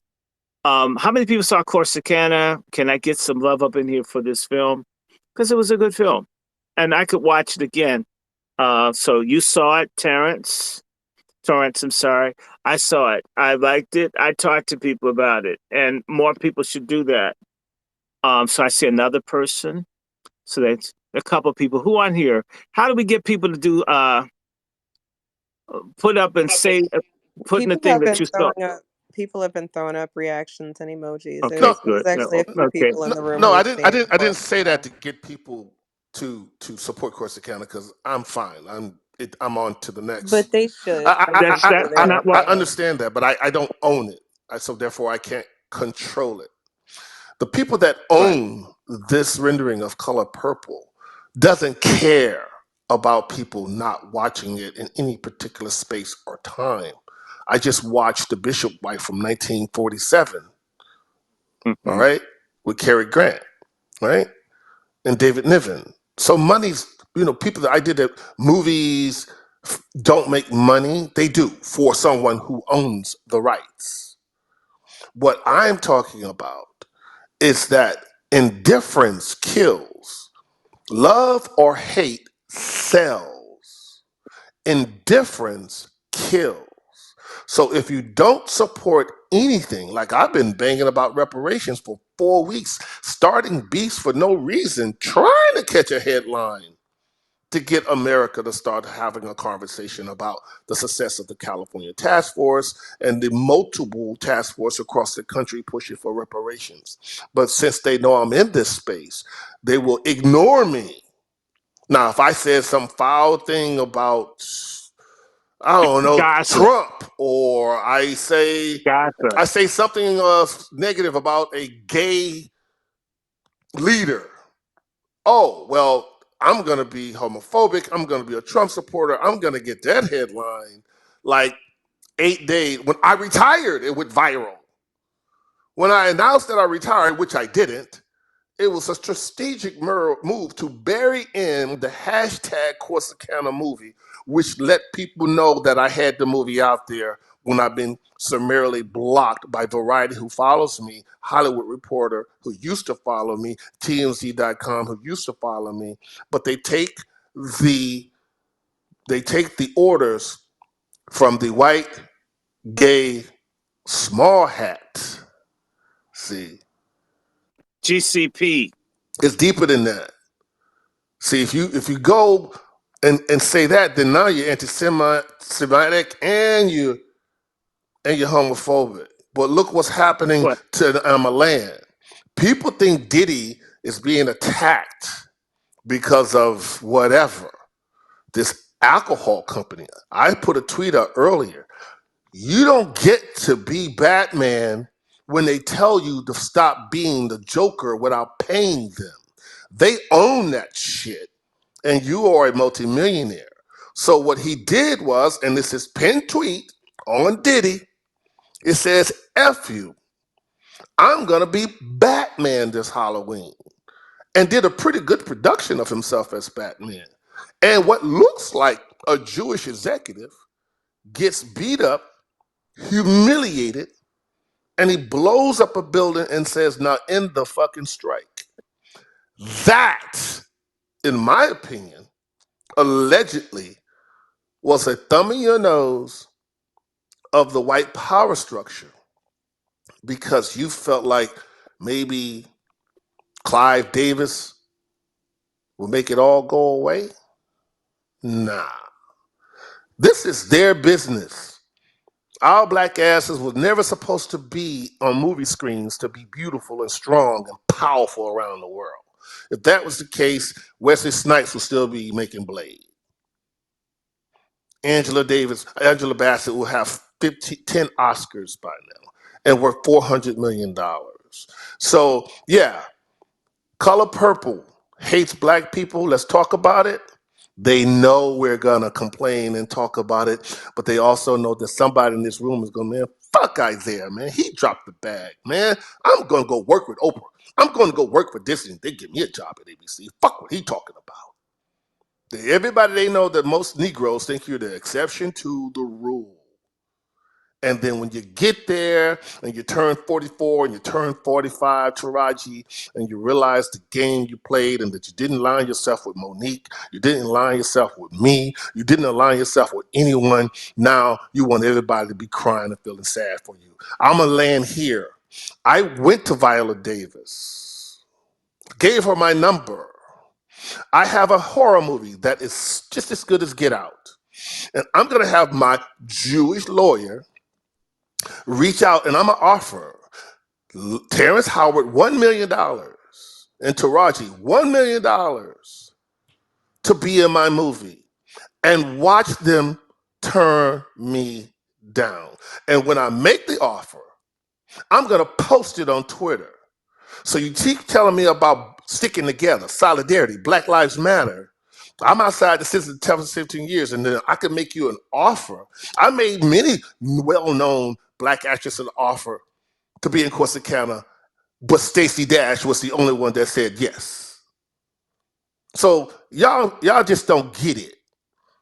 You got a lot of people still on the plantation out here playing games with y'all, saying they got 1 million followers, but when you put up a tweet, you only get 100 likes. None of it is real. They lying to you. It's all about symbolism. Even when I made P Valley the biggest thing on Stars, the largest hit show they've had in the history of Stars, I had to go because these black women like Oprah didn't like what I had to say about Kamala Harris not being a real black woman. I don't care what AKA she is. I don't care what boots she's wearing. I don't care. She ain't for us black people. And I wasn't lying. But I had to get out of my job that already was ready for season 2 and 3 because, yes, I was one of the stars on it, one of the most recognizable stars on it, but everybody there was hating. See, black people don't even support black people because they need to knock you out the box because their agents are telling them that. When they know, the agents know there's only room for one Negro at a time because they don't want to pay Denzel. They don't want to pay Will Smith. So this idea that they think that we're going to support each other and actually not watch what they put out there, they already know it's a lie. At some point, y'all gonna wake up and realize it's not just escapism. It's not just Chinese food that you go and look at. These are images of your children and your children's children and your children's children's around the world. And if you don't understand the power of objects and images and get control of it and help those who are trying to get control of it and support those who are willing to say, I know how to get control of it, you can't sit back and get in spaces talking about the color purple hates black people because you have no vote. You keep supporting this shit. And they know you will. I land my plane. Next.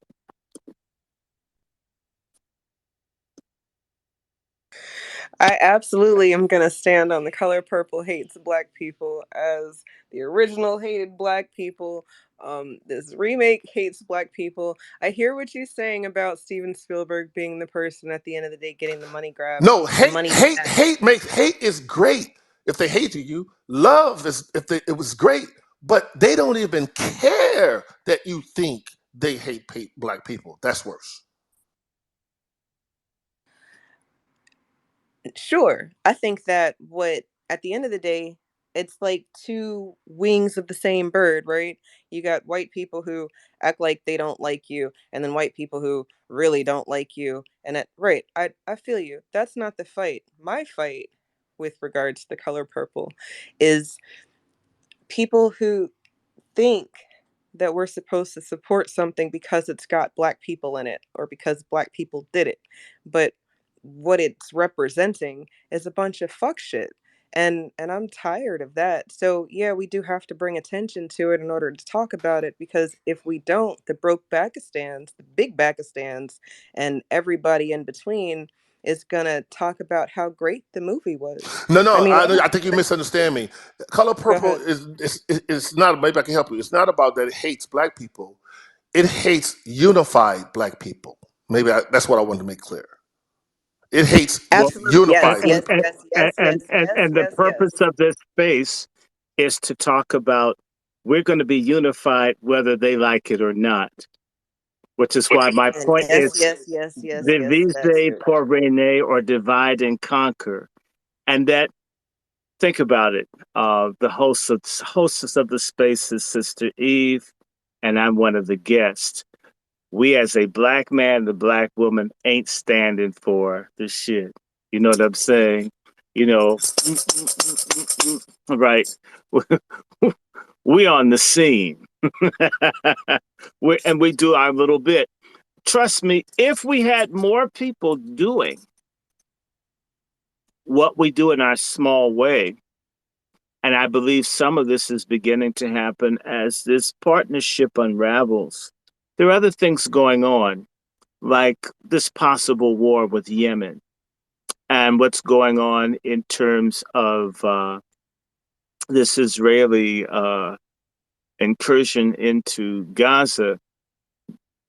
there are a lot of things that are going to have to be impacted by changes. We don't know what all of them are going to be, but something's coming.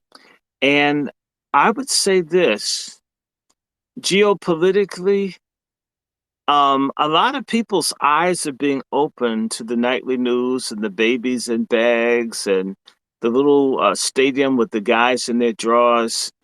That could impact people in Hollywood. And it will as boycotts and things are boiling and happening.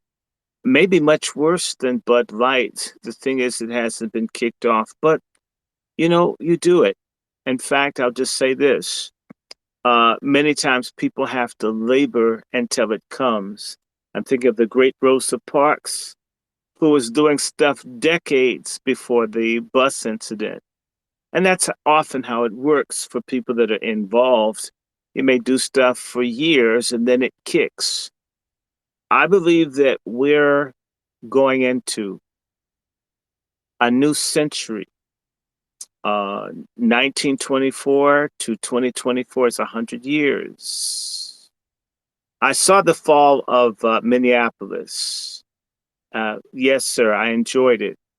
Um, we are moving into a point where there's going to be a change in leadership, whether it's by choice or by push, whether it's TD Jakes, you name it, a range of people are going to have to answer because we're going into an economic downturn and a range of other things. And we had an economic downturn in the Black community starting in 1924, and we're back there. The question will be, what are we able to do? What can we do? What capacity? What can we do in unison, those of us that will be united? And I think that the sky's the limits. We don't need everybody. We need some people. And I think that gatherings like this, sometimes in person, are the beginnings of seeds sown. Everything that happens with us often comes through things that people don't see or they seem small, but it makes a difference. Absolutely. Very good. We do have a new person on stage. Grinds, welcome to the stage. Peace to you. The color purple hates black people. At least I think it does. What say you? Peace, y'all. Peace to the host, Dr. Short, Disruptor, the rest of the room. I would agree. And just help me out because this is coming from a person that didn't see the movie, and it's because You didn't miss anything. I know I did miss it, but it's like because like the thing is, the first just the first one is just and I know the thing is based on a book. Like I didn't know that until some years ago.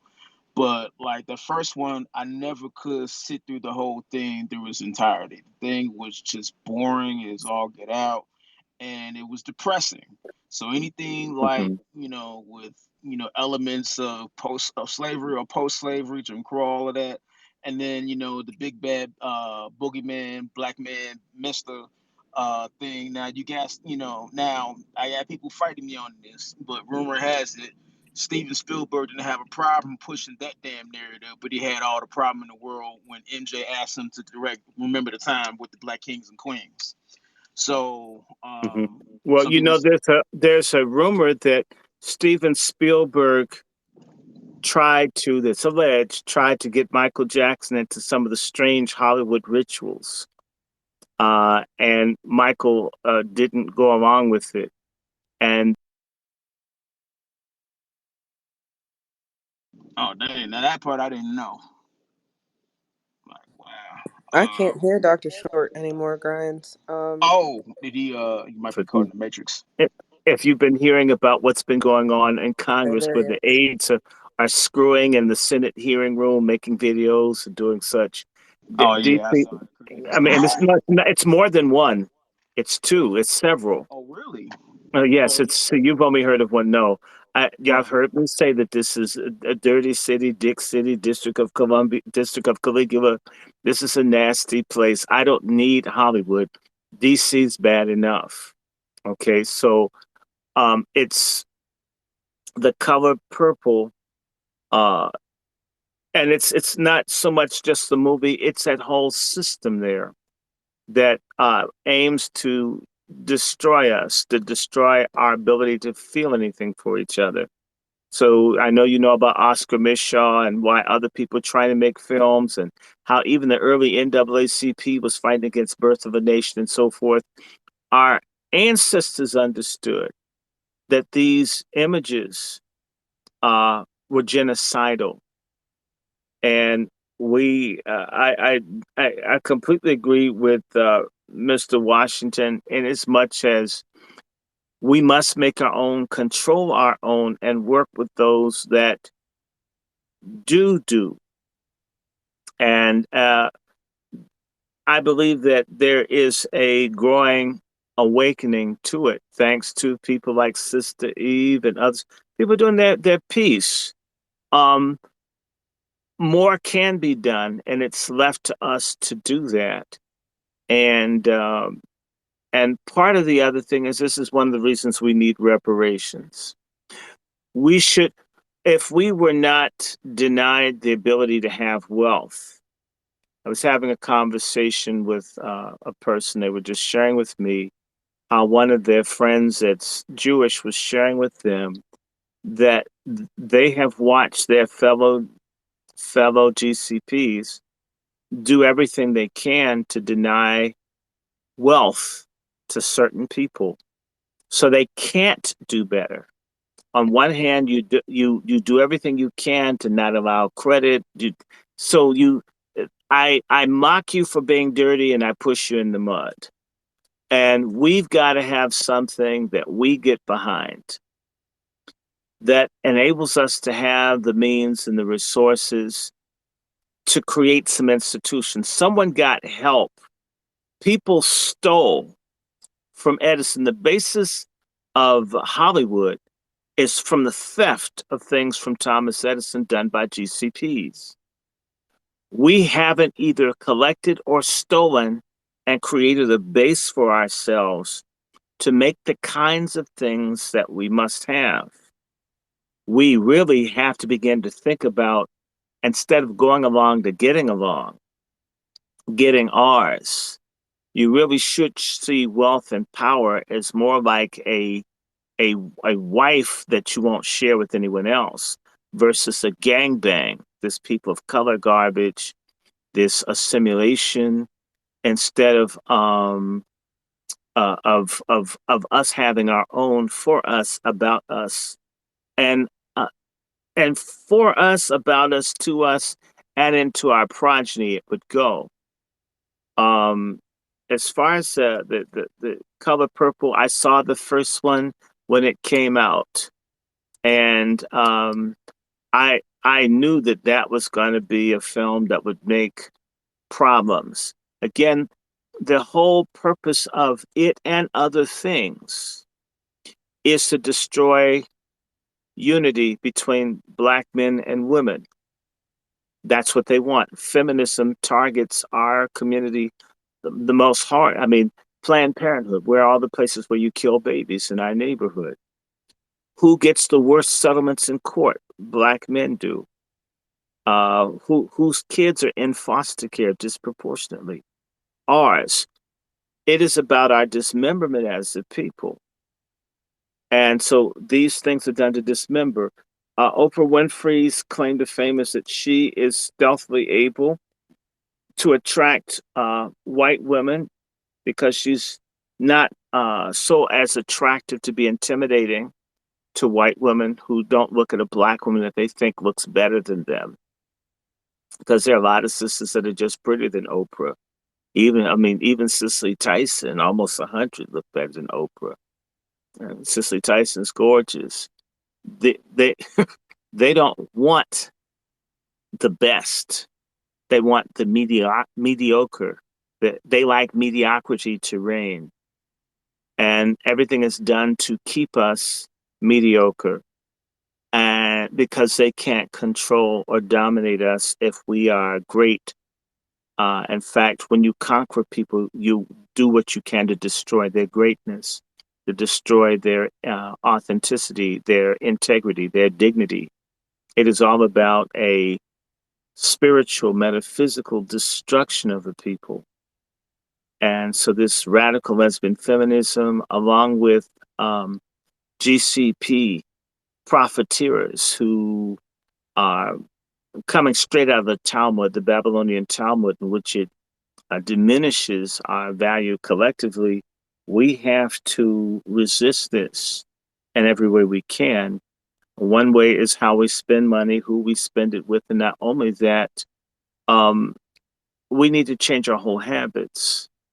And I see some of that coming with people realigning politically, but we need a renaissance and a reformation of our minds and everything. We should be able to acknowledge that no people are perfect, but you want to talk about some folks that have issues. Anybody that's worked in social services, anybody that knows anything, knows that relations between a lot of other communities, between men and women, is horrific. The places in our nearby neighbor Mexico, where they dump women's bodies and Ciudad Juarez, and where that 40, 50,000 women have been killed, raped, and not one person convicted. Yet you'll never see an image of Mexican men as being as bad as Mr. I mean, not 1,000 women, not 2,000 women, not 10,000 women, but maybe 50,000 women have been raped and killed and dumped, and not one conviction, not one person brought to justice, not one. Or all the girls. I'm thinking about the angel mothers who deal with immigration at the border and the little girls that they find full of semen who couldn't be taken further north by the coyotes. You would never have an image of our south of the border brothers being pedophiles or abusive to women, or the rape tree, where they make the women take their drawers off and hang them in the trees and they gang rape the women. These images of their men and women is not portrayed before the whole world. Even if they can't speak the language, even if they're in the country unlawfully, they would never stand for it. This is the issue where I talk about our traitors and why I'm very critical of all of our so-called Black societies and organizations that have thousands and thousands of members, and they can't do one fucking thing to counter this because they want to join the same people that denigrate us. And it's time for us to have a civil war. And that includes people like Take Dick's Jakes. Nobody, there's not one major institution that we get behind that fights. It begs, it grifts, it parties, but doesn't fight. Nothing. Human trafficking, mass incarceration, anybody standing up for you or I, they're underfunded, overworked, and beg for attention. And I'll be honest, we as a people don't even recognize as a collective persons fighting for us. You're supposed to do it. Bullshit. An army that's unpaid is an army that you can't rely on. We've been fortunate. There have been people who are so committed. They understand the situation that we have so thoroughly that I've seen people lose families and lives because they didn't want to let go of standing up for things to help the collective of Black folks who couldn't care a damn about people who've given up everything for them. I mean, folk like me who are Christians, we talk about people that died 2,000 years ago. They're people who die every day now for us. And a lot of us don't even know their names. It's the importance of us knowing our history. And not only that, taking time to recognize honorable people and people that sacrifice. So let me land because other people have things to say. And I'm sorry I went off on the rant, brother, but I'm glad you didn't have to see the film. Sister Eve knows yesterday, after I saw the film, it was depressing. I went to bed about 3 o'clock, woke up at 4 in the morning. It made me tired to just see that the garbage and know that that's going to imprint in somebody's brain. It was just real draining. Yeah, I'm saying Yeah, it's draining when they yeah, try to overload with that much uh, stuff. yeah. First and foremost, I, I'll tell anybody a man beat a woman in front of me when that's about four, and to see even if it's at the man hit a woman in the face, I'm like I'm pissed, even if it's I don't like it. So I saw What's Love Got to Do with It once. I've never seen the second time. Just the whole scene up against the aquarium. I'm done. I can watch if it's other people. Like in Corsicana, thanks to Mr. Washington, the victims were all white. I can watch that 10 times. If I see someone put their hands on a black woman, I'm out. I'm turning shit off. I'm gonna walk out. I can't watch it. I can't watch black folks killing each other. That bothers me. I can watch Italian movies, I love them. Black folks killing each other, that's too real. That I don't need that. I can't. I've never seen Sugar Hill. I can't watch that kind of stuff.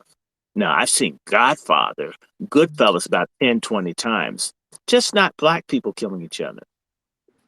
That won't make that the woman of Brewster Place. I think I saw half. I can't watch a lot of black stuff. I'm not gonna Yeah, I look at can't it. do that one either. That's that trauma porn that they That try to that get us that hooked that on. So I can appreciate that. that will make me angry. So I've never seen the whole Woman of Brewster Place. I remember seeing I Seen You. That's all I can take. Okay, so I went to see this. I did not want to. I was trying to get my friend I of made mine. him go see it, you guys. This was me. He can blame No, me. I made him go see no. I it. said so we could talk about it, and no one could say we didn't see it. That's facts because they will try to say, "Well, you Yeah, guys well, didn't he even never go see signed it." it. But no, I no, know folks are no. going to come back and say what you didn't do. So you went ahead. Hey, Chef C, we're on Twitter on Sister Eve's page if you want to come through. And Sister Eve has a page. Eve, I have 67 people over in my StreamYard. What's the Twitter thing if you want them to come in? If they want to ask a question, because I'm For going to sure. If start they priming. want to come follow us on Twitter at Just Eve, and the space will also be on the YouTube at Just Eve B. But right now we are live on Just Eve on Twitter or Spaces for X. I don't really know. I'm always gonna call this app Twitter. I don't know about y'all, but we're on Twitter Yeah. right now I'm always going to call on it Just Eve. shitter based on the owner. There you go. Shitter from Muskie.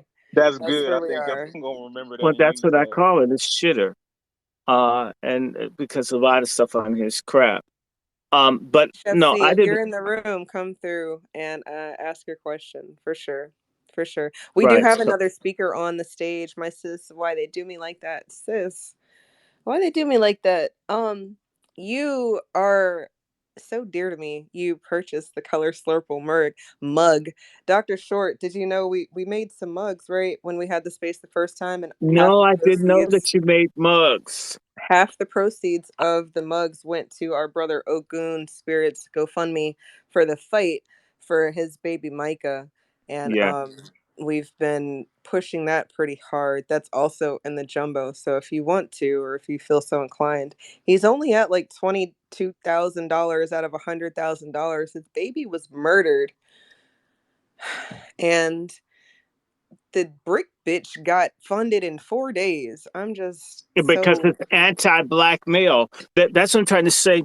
The legitimacy of black male hatred. I mean, I already talk about black men, the brother fuckers, the black men that hate all other black men. Uh, they they hate you if they think your dick is bigger than yours. They hate you if your dick's the same size. They hate you if your dick if it's smaller. They hate you if you're straight. They hate you if you're gay. They hate you if you're celibate. They hate you if you're bi. They hate you if you're poor. They hate you if you're working class. They hate you if you're middle class. They hate you if you're rich. They hate you if you get along with people. They hate you if you don't get along with people. They hate you if you're from the east, north, or west. If you're a black man, this kind of bitchified black male can't work with you. He's basically that's why I said the most of the bitches I know are black men. We have so many black men that are bitches. I mean, we should give them flea collars and give them honorary Kotex so they can plug it up. I mean, it's just I ridiculous gotta stuff. stop you with the flea talk because last time YouTube flagged me for medical misinformation. Even though if we got fleas, we need a flea bath. I'm so sorry. I'm so sorry. But if you got fleas, you need a flea bath. Okay, but no more flea talk after that because Okay, YouTube's so gonna flag my us. point is just that there's a lot of hatred generated towards us as a collective, and we have our own unnecessary hatred that we carry around that impacts us. But there's always this meanness. If you've ever worked a job and there was another black person there and they were so angry that you were at work, they're angry you were there. You didn't come there to replace them, or they've even if you're not trying to replace them, they just want to be the only person there. I don't know if you've ever encountered that from a black male or a black woman, and they were out to destroy you and you could never win them over. They never let you get along. They just hated you because you existed. We had these evil people, but these brother fuckers, you have them. Like this businessman I told you about earlier on, whose job was to provide money to black businesses. And he couldn't find one black business in his entire career to give money that wasn't his to, and that was his job. These kinds of people. We have these terrible Those are those people. brother fuckers that you talk Yeah, about all yeah, the time. brother fuckers And that we do. And we have the pork chops. I've seen black women that don't like black women. Either she's too light, she's too dark, or well, what are you doing with red hair? Is that hair really yours? And that's why, right. someone said something to, I had a girlfriend of mine was Wait, her, Doctor Short. We're about to go down a whole nother road. We got my sis on stage. We got to hear what my sis why they do well, me go like ahead. that. You said something, and that's why it went off. I'm sorry. I know. It's my fault. To the room. I'm doing my best. I appreciate when this man comes through my spaces and I can appreciate when people know more than me because I am just Eve. I can't sit here and act like I'm the authority on things. I like to learn, and I hope you guys like to learn too. But sis, Hey, hey, hey. hi. Thank you so much for having me, Eve, and thank you for this discussion. Dr. Short, thank you so much for blessing us with your brain and your insight. Like, it is very much a blessing, at least whenever I hear you speak. And you actually, in listening to the conversation, my first take was that, oh no, the color purple, they're she woman man haters. It's all man hating. But then after listening a little bit more and thinking about it, and I don't know if the accurate word is pontificating, but I think I was pontificating on the discussion, and it really, really does impact. And there's a hate of both black men and black women. So first off, we know on the surface that all of the antagonists in the color purple are black men. Those are the Mhm. antagonists. The woman that made Oprah's character work or whatever, and she said no or whatever, and then put her in jail for 30 years and then made her work or whatever, or however long it was. Yeah, she was mentioned, but she was just like a baddie old white lady. But the real people that were, responsible for it, but for the fear and the abuse were black men. So that's what I kind of like carried on the surface. But then in hearing the discussion, something else kind of brought up in my mind too. And that is that I haven't seen the new one, so please forgive me for that. But Whoopi's character, We forgive you. I forgive thank it if you. nobody sees it. Thank you, because I'm not gonna give it's foolishness. I'm like, no. But like Whoopi's character, Celie, the only thing that I thought remember about her is, man, you show is ugly. And so what that ended up, also the one beautiful woman that was the beauty of the black people. I can't remember her character's name, but she's the one who ended up having relations with Whoopi's character. She was a Shucks. singer. Shucks. She's always the lighter. Yes, yes. So she was beautiful and she was glamorous, but she was like promiscuous, and she didn't even love herself, and she had daddy issues. So it's like you, And she munched carpet, which means she does it with women, men. She does it with with everybody. She everyone. she's an atomic hoe. Yes, and so I think about. Atomic horse. I'm sorry. Atomic hose. Why must I feel like that? Why must I give away my cat? It's a hole in me. It's a hole. I'm sorry. No, I'm over here because you just look. I'm gonna let you go, He Dr. has a Troy. You don't have to tambourine probably and look stuff. go off.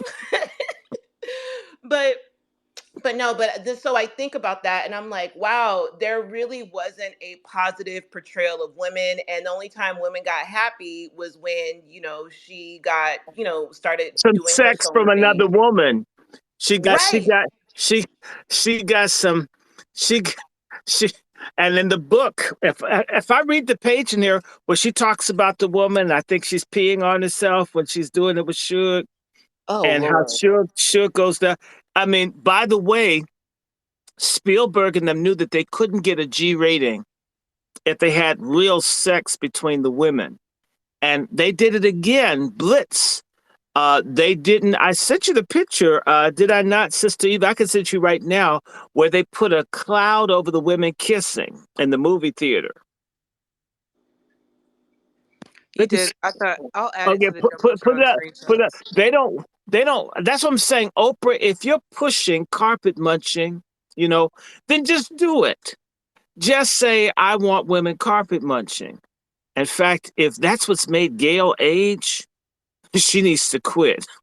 She looks, she's gone down. Used to look like a good looking Denzel Washington. Now she looks like she's Denzel Washington's granddaddy. No, that's cold. So yeah. Facts, all very true. So when I think about that, about The Color Purple and how, originally I'm an 80s baby. It was on TV all the time. It was always playing, and then you're at home and you want to watch The Color Purple, and they'll play it all day long. And And always I comes at Christmas time when the black yes, families together so they can fight. And and yes, and you're a bad black man if you don't let black women have their expression. So you have to bring that crap in and let people see it. And I've even facts. gone to churches where they can't do anything for the young men, but they can get buses to take folks to see The Color Purple all the way up in New York City. No, that's wild. Um, so couple that with as an 80s baby, I consumed a lot of Disney movies, like the princess movies. Plus I have two other sisters. So we had a lot of like girl energy in my house amongst my siblings. So we weren't allowed to watch a lot of stuff, but I don't know why the hell we were able to watch The Color Purple, and we were able to, we watched a lot of Disney movies. So as a black woman, and this is where I just peeped the hate, because I already knew that it was hateful to black men. I didn't realize how it was hateful to black women too. Let's say you happen to have a wider nose, or you're a little bit more melanated, or you happen to be like me where I do have a wider nose and I have very, very coarse hair. Um, you're walking around thinking I really internalized that pretty for a black girl type of a thing, where I never thought I was ugly, but I really did. I never really saw my own beauty. How did that impact the decisions that I made? Or thinking of beauty from the lens of a Disney princess. And at that time, there was no Tiana, who isn't even really a princess, but how did that internalize for me? So thank you guys for waking that up, because this movie, it is very harmful to black people, in my opinion. And then Can the I last read? thing. Can I read from The Color Purple? Because most people they've had this airbrush shit, and I have the Pork Chop Feminist Bible. This is Oprah's Little Purple Book, and this is from The Color Purple. This is the pocketbook edition. Let me read some of this. This is page 80, 81, because this is what we do in the Angry Black Men's Book Club. 81, 82, 83. I'm going to read 3, 4 pages. This book is basically letters that Celie wrote to God because she couldn't talk to anyone. Okay, dear God, now we all know she's going sometime soon.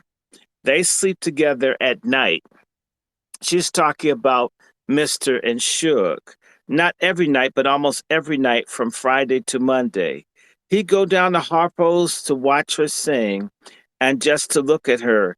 Then, way late, they come home. They giggle and they talk and they wrestle until morning. Then they go to bed until it's time for her to get ready to go back to work. First time it happened, it was an accident.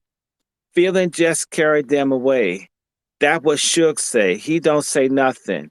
She asked me, tell me the truth, she say. Do you mind if Albert sleep with me? I think I don't care who Albert sleep with, but I don't say that. I say, you might get big again. She say, nah, not with my sponge and all. So she's using birth control. You still love him, I ask. She say, I got what you call a passion for him. If I was ever going to have a husband, he'd have been it. But he weak, she say. Can't make up his mind what he want. And from what you tell me, he a bully. Some things I love about him, though, she say. He smell right to me. He's so little, he make me laugh. You like to sleep with him? I asked. Yes, silly. She say, I have to confess, I just love it. Don't you? Nah. I say, Mr. Blank can tell you. I don't like it at all. What is it like? He get up on you, heist your nightgown around your waist and plunge in. Most times I pretend I ain't there. He never know the difference, never ask me how I feel, nothing. Just do his business, get off, go to sleep. She start to laugh. Do his business, she say.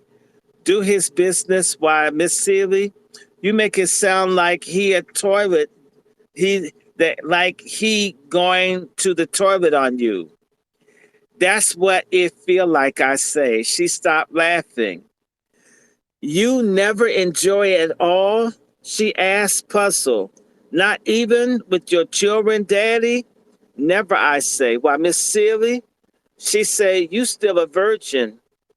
What, I asked? Listen, she say, right down there in your pussy is a little button that gets real hot when you do know when you do know what with somebody.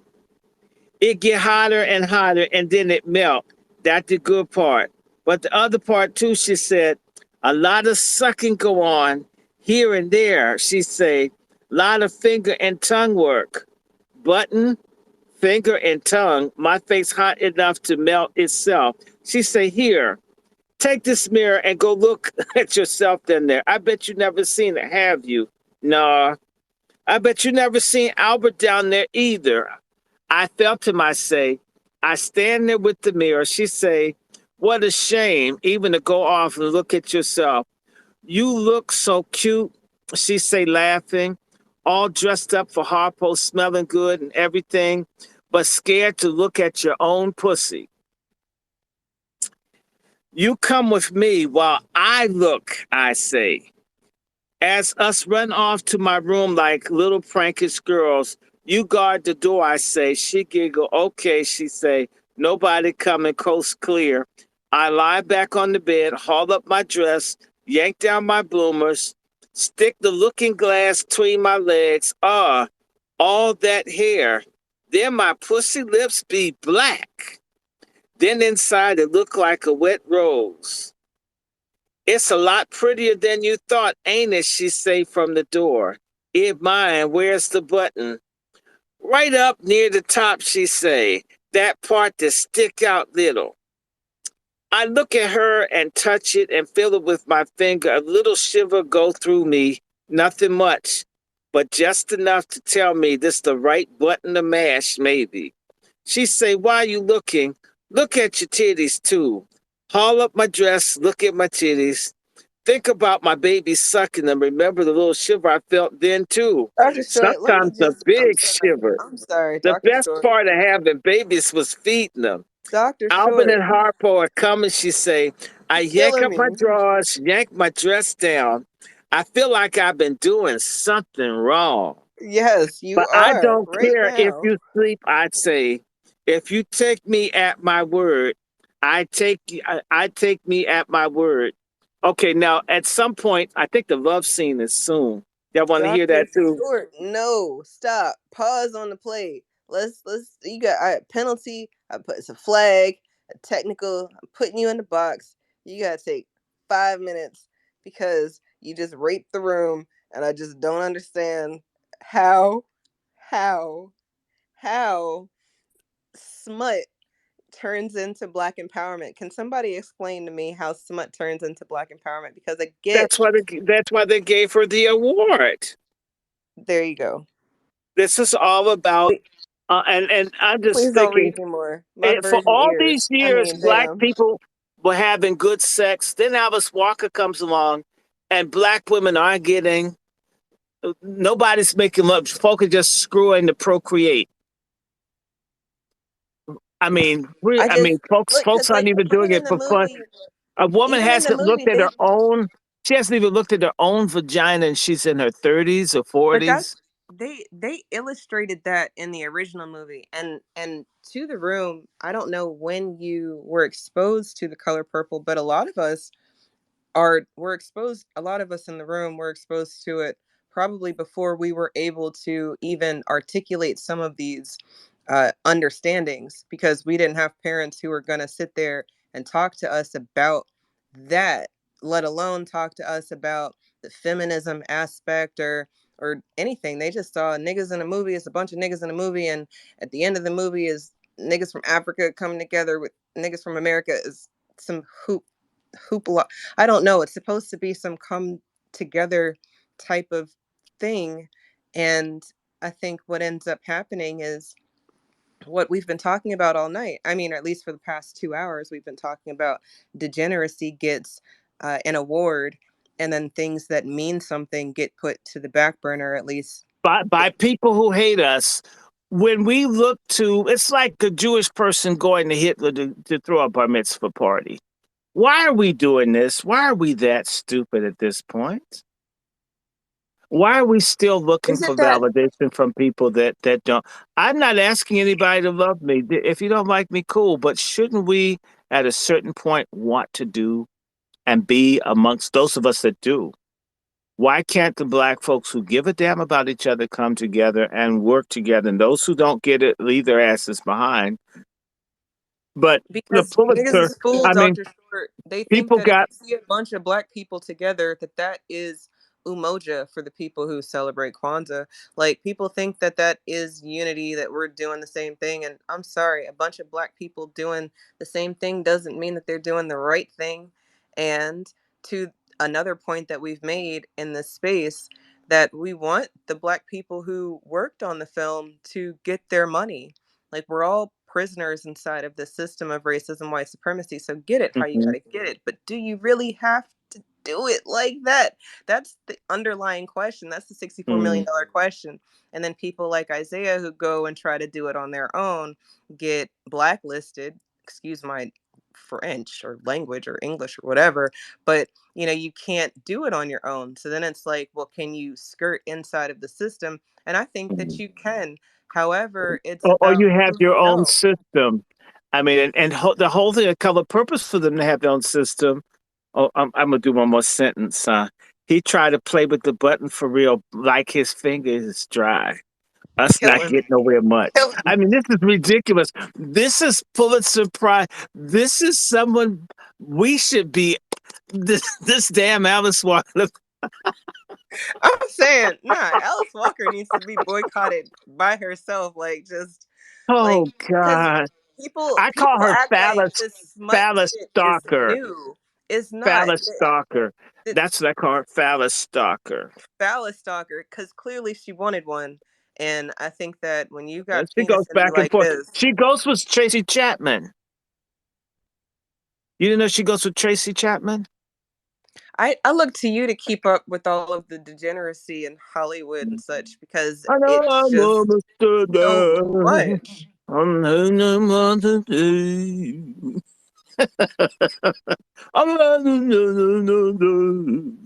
I mean, so and I remember everybody just loved Stacy Chapman or whatever, Trace, whatever. This Dr. is Short, I'm Tracy sorry. Let Chapman, me pause real quick here Stacey because Abrams. black It's all the people same. black people are so pious and they're so holier than thou that this is how you know niggas don't read. Because if they read The Color Purple and they read the type of shit that you just read in my space for YouTube and all sorts of suppression to happen in the future, because they're gonna tell me that I'm supporting porn. Um, I don't think that they would have supported the movie when it came out, but Oh, but I think some just black don't folks would have read. supported it. I think no. A lot of folks simply tell us that it's okay. That's the same way a lot of folks are getting sex reassignment surgery.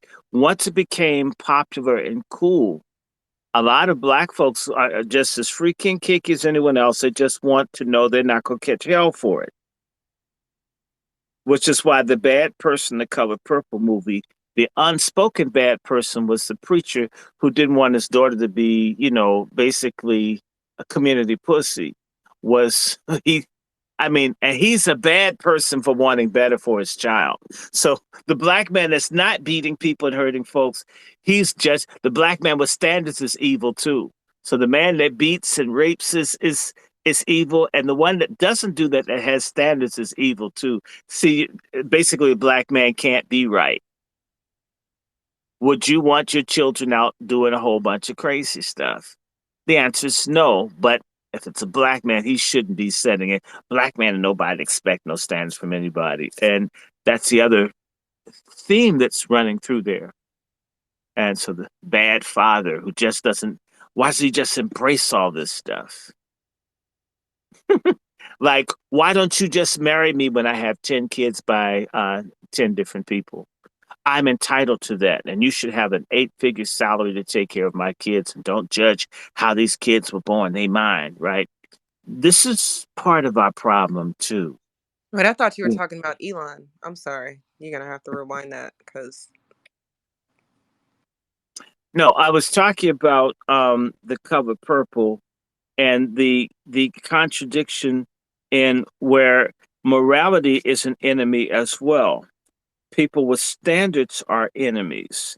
A person that doesn't want Shooks messing with her husband, Albert, and Celia and whoever else, he's a bad person for she hasn't changed her way. Why should I forgive you or let it go when you haven't stopped doing what's wrong? You brought up and raised a person to be a particular way and they go off and do all this crazy stuff. A lot of people say, to hell with that. I don't need this stuff around me. That you're a drunken, stud out there, like common street booty. I mean, why should somebody have to embrace that? Do you actually, understand? let me pose you a question, Dr. Short, because you've made me think about something when you're talking about why should someone have to embrace that. If Suge is dealing with the demon that Celie was not wanting to deal with, like she's kind of taking the blow, I guess, and she can because she's for the streets or of that life, or this is what she signed up for.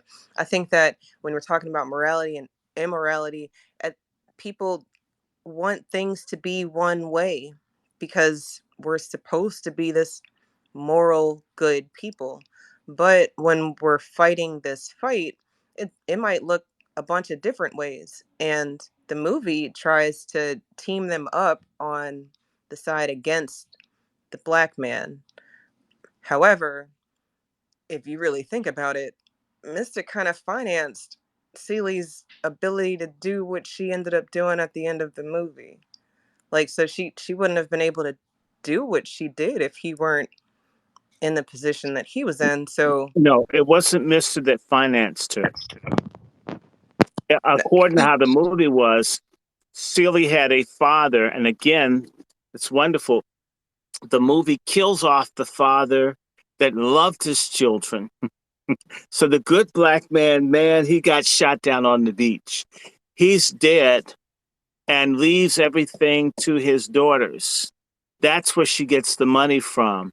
And the stepfather, who's the molester, and Mister, who gets her through the stepfather, these grifters, basically because the father wasn't there, the patriarchy that they hate. The patriarch wasn't there to protect his daughters, they got taken. They don't draw that out enough. I mean, at the end, she gets some healing that They my don't draw father, that out at my, all. Point well, blank. Period. at the It's end, that mentioned as a the footnote. But go the ahead. father loved me. The father wanted us to be good. The father did what he was supposed to do, but death isn't anything that he can control. But think about it. You're measuring the black man against things that are out of his power, and you're angry with him for not being superhuman. And that's amazing.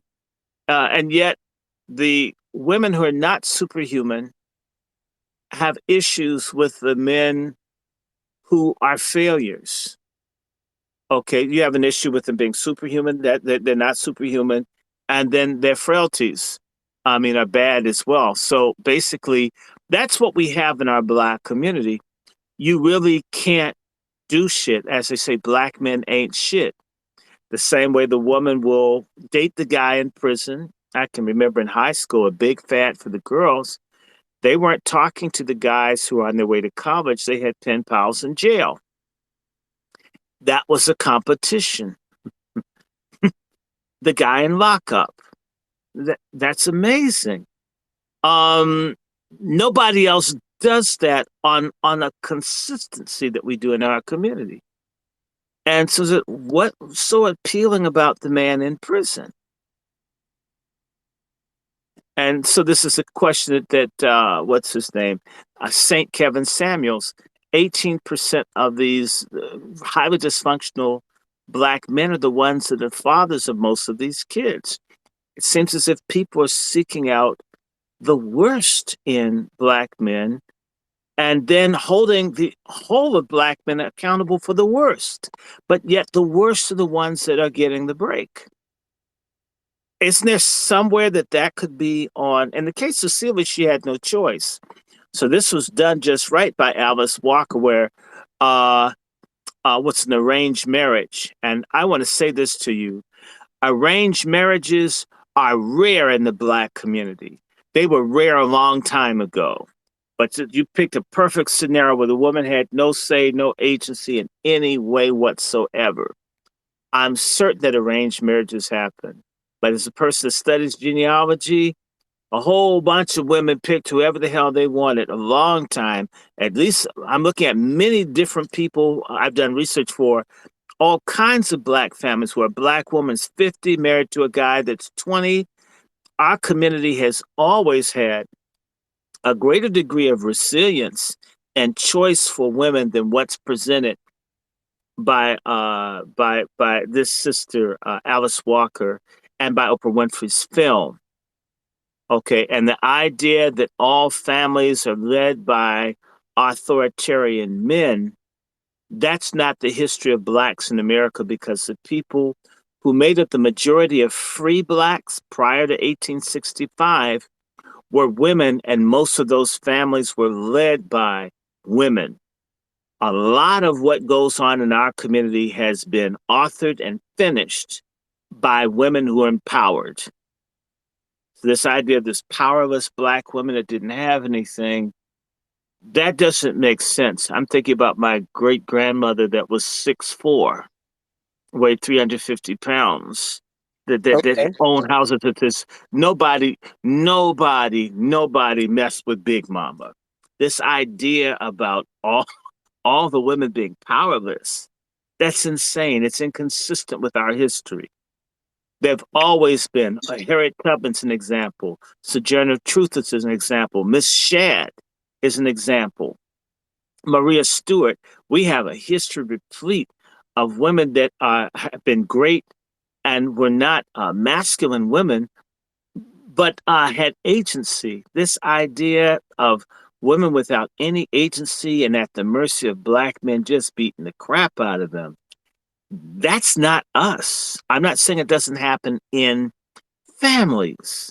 Or sister, that happens humanity. It's not unique to black people, but across the board, and I want to say this historical note because it's true today. You show me another group of men on the planet, like it is right now for black folks, where you send 3 or 4 girls to school for every boy you send. It doesn't happen for any other group of people.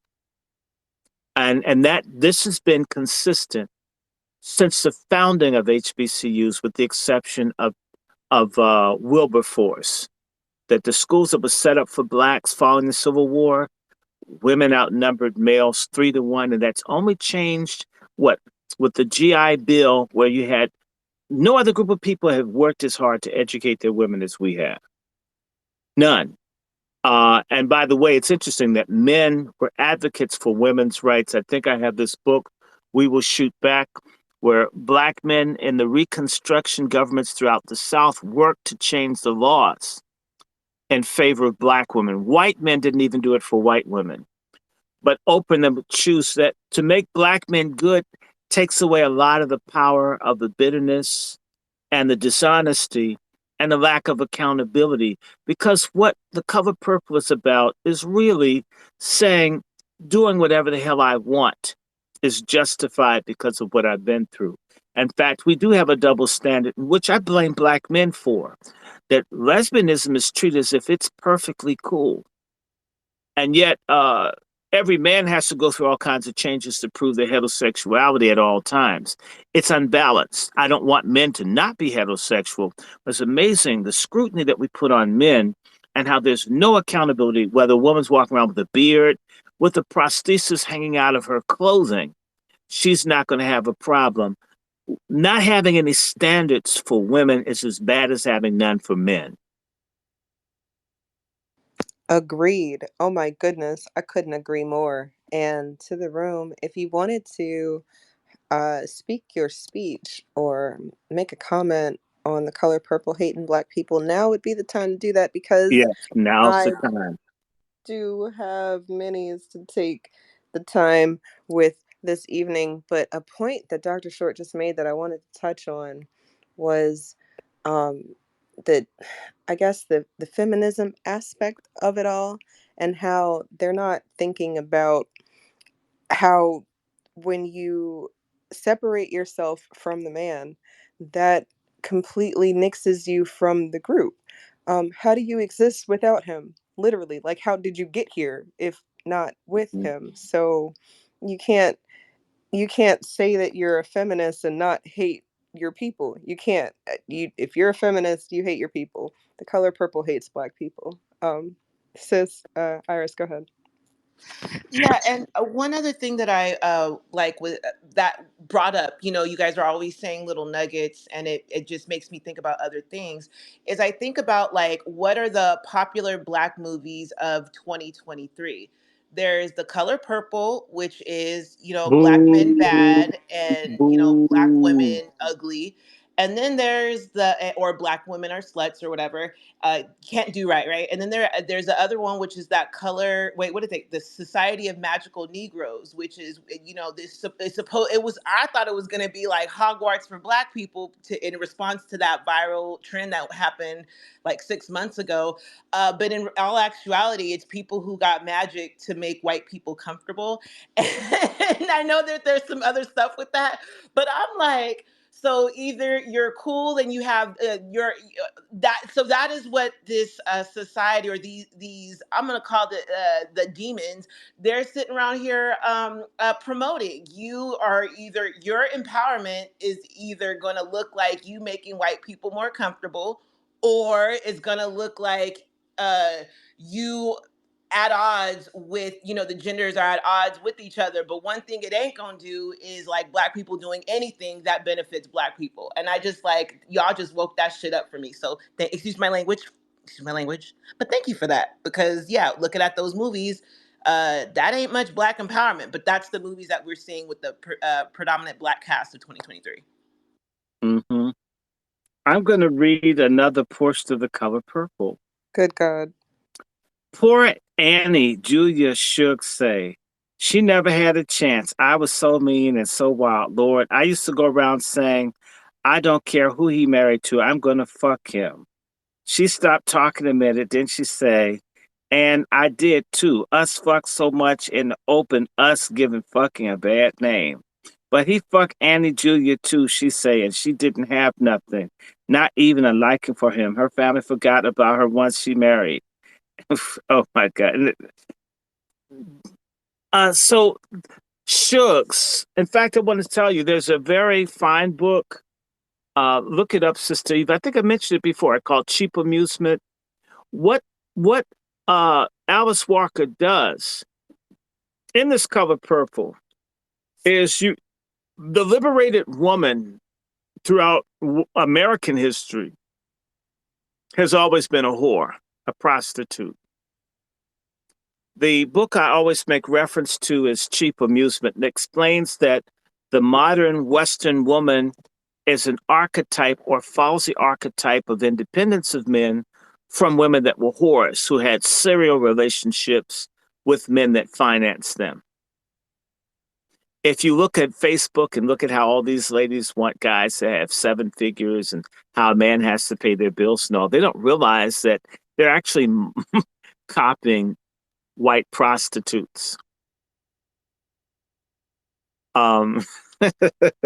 So Suge is a basically a prostitute that can sing. I mean, but you whole. See, and I thought she was And acting she's for the like a pimp. hero. She's the shiro, the woman that screws men, screws other women's husbands, screws other men's wives. She drinks. She's wild. And by the way, but her father, who doesn't approve, he's the asshole. The person that thinks that life could be better.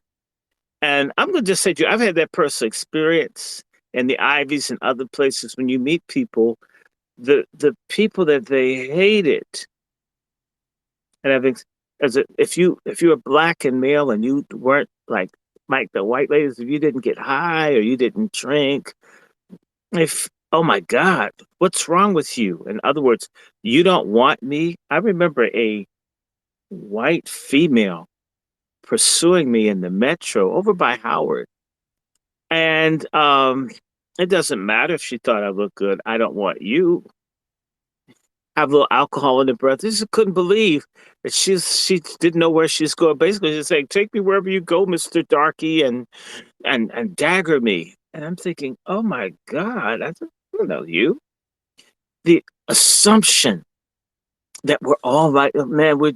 And by the way, a lot of black men are no credit to us because they'd put their dick in a killer beehive if they could find a hole.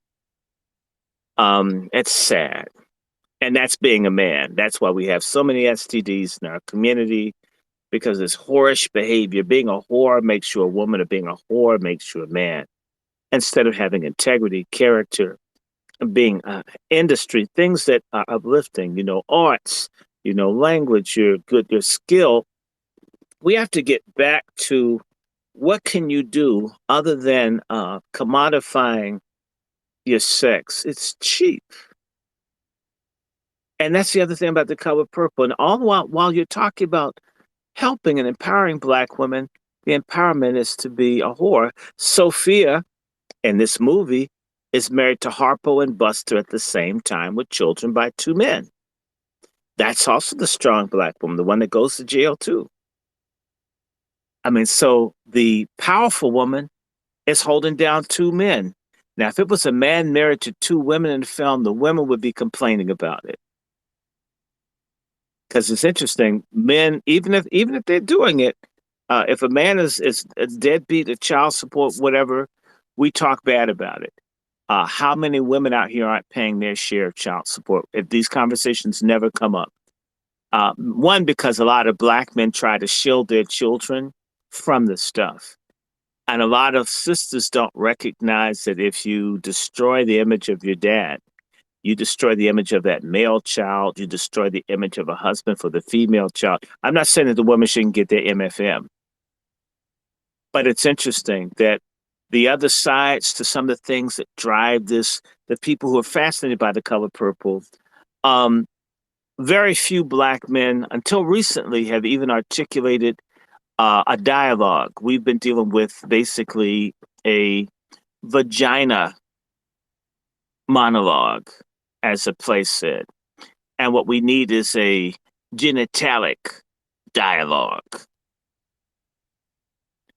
We need to hear each other and recognize, and because that's what's going to bring unity.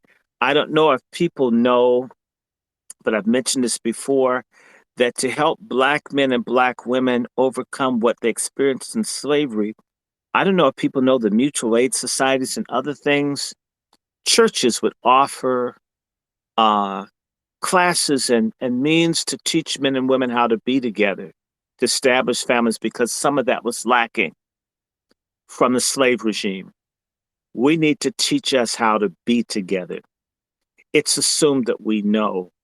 It's true that a penis will fit into a vagina, but it takes more than that for people to create a family. Of course, that should be involved. In fact, we've gotten so weird until there are people who only want people to lick the effluvia out of their rear ends. I don't know what the hell that's about. But liberation without uh, morality is anarchy. Now, I'm Word. going to, because we can pick this up again. I know that I need to do another interview at 8 p.m. And by the way, all of you on the Angry Black Book Club thing, when I'm done with that, I'm coming back to talk about and read from, in particular, of one of my favorite couples, Robert and Mabel Williams, Radio Free Dixie. This is one of the books I'll be reading from. Robert Williams, and look at him with his wife with a German Luger. Fathers and mothers of Black Power, modern Black Power. Mabel Williams died a few years ago, I think in 2017. Um, we'll be looking at that, scientific racism. I'll be doing some readings from Margaret Sanger. I even had another book, and let me ask y'all, because I have this book. I just ordered it just to get it. And by the way, y'all definitely drop me a piece because I collect books. This book here, The Fatal Embrace by Benjamin Ginsberg, Jews and the State. And I'm thinking of sharing some of this because this is a fascinating book. And it talks about, I had this book about 30 years ago, or just under 30. Yeah, about 30 years ago, I ran across this book. And this book is very viable. You should look at it.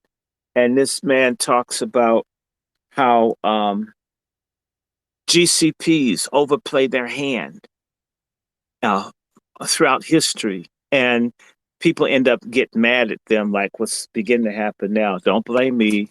And I keep telling people, and it's true, I'm the I'm 13 times great grandson of Robert Israel. That's right, a serious GCP from the city of London where all the gold is. So I don't preach anger or animosity against any people. If you really get deep into your history, you start finding out all kinds of stuff that you never thought was connected to you is. I'm beginning to get books on medieval history. I always said there's some white people killing each other. Fuck it. Until you find out they're yours, some of them. Oh my God. And from Dr. Winters, they weren't exactly white people. So now I have to look up these high yellow Moors that I'm supposedly related to and see all the bullshit they were on. So one thing we never do is preach hatred against anybody. I may criticize people, but I always encourage people to love your neighbors and at the same time protect yourself from neighbors that don't know how to act, which is why we have Brother Juan on. And Sister Eve, you need to have Brother Juan on your thing to have him talk to people about self-defense and firearms. How about that? Can we set that up? Sounds like a plan. Juan, hit me up. Fatal Embrace, Benjamin Ginsberg. I'm going to do a little bit of reading on GCPs. So I'm going to do a couple of books. I may do a lot of black and then I'll add in some white stuff.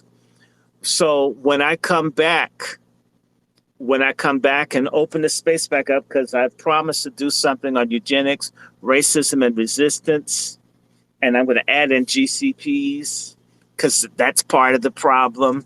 Don't blame me. I didn't write it, and it's a Jewish person that wrote it, so it's not my fault. So if people have questions in the room, let's ask and let's see if we can finish by about 8:10, and so that gives us a couple of minutes to just for people to ask and let me know if I go too long. Believe me, it's not because I'm obsessed with hearing my own voice. I I just certain things bring out reactions. Much respect to you, Dr. Short. I know that when they get under your skin, it's hard to get comfortable after that, especially after I made you watch 2 hours and 20 minutes of Snurful. singing and deviant debauchery behavior. So again, I appreciate you. To the room again, like I said, if you have any questions, please go ahead and request a mic. I think that the room is enjoying learning. Like I told them earlier, I felt like this space would be more of a learning space versus uh, interactive. I know people like to talk, but sometimes they appreciate when people know more than they do. And a lot of people, at least like Ryan said earlier, he didn't even see the movie, at least the first one, because of how bad it is. I remember hearing Tariq talk about not watching the first movie just because of how it rubbed him the wrong way. I can imagine that that's the story of a lot of black men. They didn't see any power in the movie. They saw that they were going to be the villain, and it was like, why would I even subject myself to this, even if I can't articulate it? Like I said earlier, there's a lot of us who saw it when it first came out, and we were not old enough to put these thoughts into the right vocabulary for people to understand how much of a bad move this was, even though it was a movie that had a bunch of black people in it. So if we're gonna do it like that, we got to get more like Eddie Murphy. If you're gonna have a bunch of niggas in a movie, do it more like that and less like this. This is more like Medea esque. We need to get more like, I don't know. I don't know. Corsicana, I support Corsicana. Isaiah Washington's in the room, and you should show him support. Um, Yes, treat him like Documentaries he's a that we white put out, producer. support those. Treat him like a white producer. Yeah, treat him white, you guys. Well, actually, no. Don't treat him how I treat white people, because then you liable not to get any support from me, as much as you might hear me talk really bad about how I don't like what you're doing. So, but treat him how most of you guys, with a smile, with that big coon ass grin, and them Mhm. bucking eyes that you know how to do. I'm Mhm. sorry. That's not all y'all. That's not half of y'all. I'm just bitter because The Color Purple came out on Christmas. Can you imagine how many families got messed up because somebody's bitter mama and auntie and grandma wanted to go see that shit, and then the family gets split up because the fathers and uncles are watching football, which we're supposed to have boycotted. So that's a whole other story. And then you've got the matriarchs in the family going to see this shit, and they come home and they're all feeling some sort of empowerment on some not empowerment. It's just, The Color Purple hates black people. You can't get me off of that. Steven Spielberg hates black people, so there's that too. We can't forget that God's chosen people hate black people. That's real, whether you like to admit it or not. And then from there, I think that we can have many discussions about this. Dr. Short, I don't know if you hear my minis in the background, so I'm gonna go ahead and mute. I don't know if you have any closing thoughts for the room, but um, I don't know that anybody has any additional thoughts outside of what we've been saying already.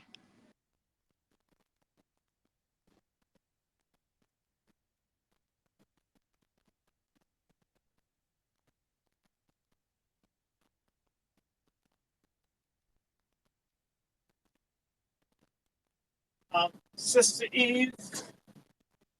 Okay, I thought I lost you. There you go. No, no, no, no, no, no, no. I had to do a cover purple of my own. And it just reminded me of something. Did you know about, do you recall that in the color purple that they were putting Suge's piss in the men's drinks?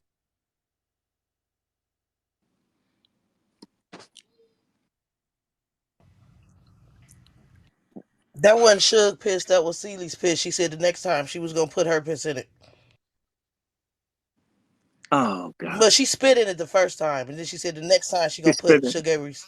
Right. Right. So Two she's K getting it Right. three. first. Right. But what I It want was to a ask, hi spit. Dr. Short and Go ahead, Miss. just Eve, and thanks for Hello. having me Go up ahead, here. I Miss came Angela. in a little late because me and my husband was having the same discussion because I felt like one, it kind of pissed me off because I'm like, why would you do this movie on Christmas?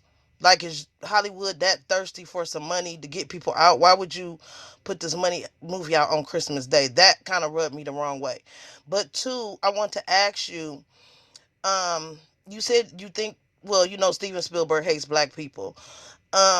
But are you upset because by the movie because y'all know that actually happened back in the day, right? Everything that it was depicted in the movie. We didn't say it didn't happen. You came in late. I'm Yeah, very and straight. she did say that. So you get lots of grace, Miss Angela, because we talked about that. And catch the playback because Oh, I okay. think we Oh, you touched on a recorded it. Okay, bunch of cool. different Okay, topics. no, I was just No, wondering if no, no. everybody was upset because it was like bringing up like old trauma. That's kind of what my No, question no, is. no, no, no, no. I'm very clear. Um, eh, this stuff, are they abused people? My mother's just telling me about a person, a woman that died from AIDS because her husband gave it to her. There's a big thing here in DC where folks are living all kinds of ways, and folk were killing off their wives, husbands with their behavior. This isn't something long time ago. This right now, my only concern is this. Um, there has to be a multiplicity of images. Okay. If we only see rotten ass black men and people do repeat what they see in television and films, if everything is negative, then all of those folks are going to copy that, whether people want to admit it or not. A lot of folks started going to medical school because they saw Mr. Washington take the Asian girl in the whatever room the doctors go in. I mean, that dude could probably sell the key for $1 million. Okay. A lot of folk wanted to go to medical school because they saw doctors' TV shows, they saw Quincy, they saw different things. Um, we are responsible for giving our our younger generation better and more complete representations of who they are, what they might aspire to be. The failure to do so damns them. It's the same way I can go back to the late 60s. A movie came out with Warren Beatty, and I forget the other person, which was the Bonnie and Clyde movie. These young whites were so impressed by the Bonnie and Clyde movie, they went out and bank robberies jumped, where people went to go out and rob just like they saw in the film. These films, uh, Edward Bernays, I'm going to have to get that book, Propaganda. What shapes our thoughts and our ideas are often things we're not always conscious of. It does too make a difference what people see. The birth of a nation led to a resurgence of the Ku Klux Klan, lynchings, murders, killings, race riots against Black people over a film. We have to be honest about that. So if we're constantly being fed these images, it's setting us up to be killed. At least we should make some good things of ourselves. I don't have an issue talking about stuff. I can tell you incest runs in my family. I had an uncle that screwed at least one of his kids, maybe three. Okay. So that's why you'll hear me. I always come out against pedophilia. I had family in Baltimore, brother and sister met and had a child so retarded because folks weren't keeping up. So we have people who are sick, and there's some of them from Georgia. So I'm very honest about that. My issue is to tell as complete a story as possible, not just one. If we only have the black man kicking the woman in the ass, and there's never been a black man that loved any black woman, like my brother's dead. My brother loved his wife way more than his wife loved him. Now about a woman that couldn't come up with one penny for his burial. Okay. I know of men that would give anything, die for, and women didn't love back. Okay, I had an aunt push a great uncle, shot himself in the head, dealing with my crazy ass cover struck aunt. Women can be vicious and cruel too. Let's tell the whole story. All women aren't saints, and all men aren't saints. I said that earlier.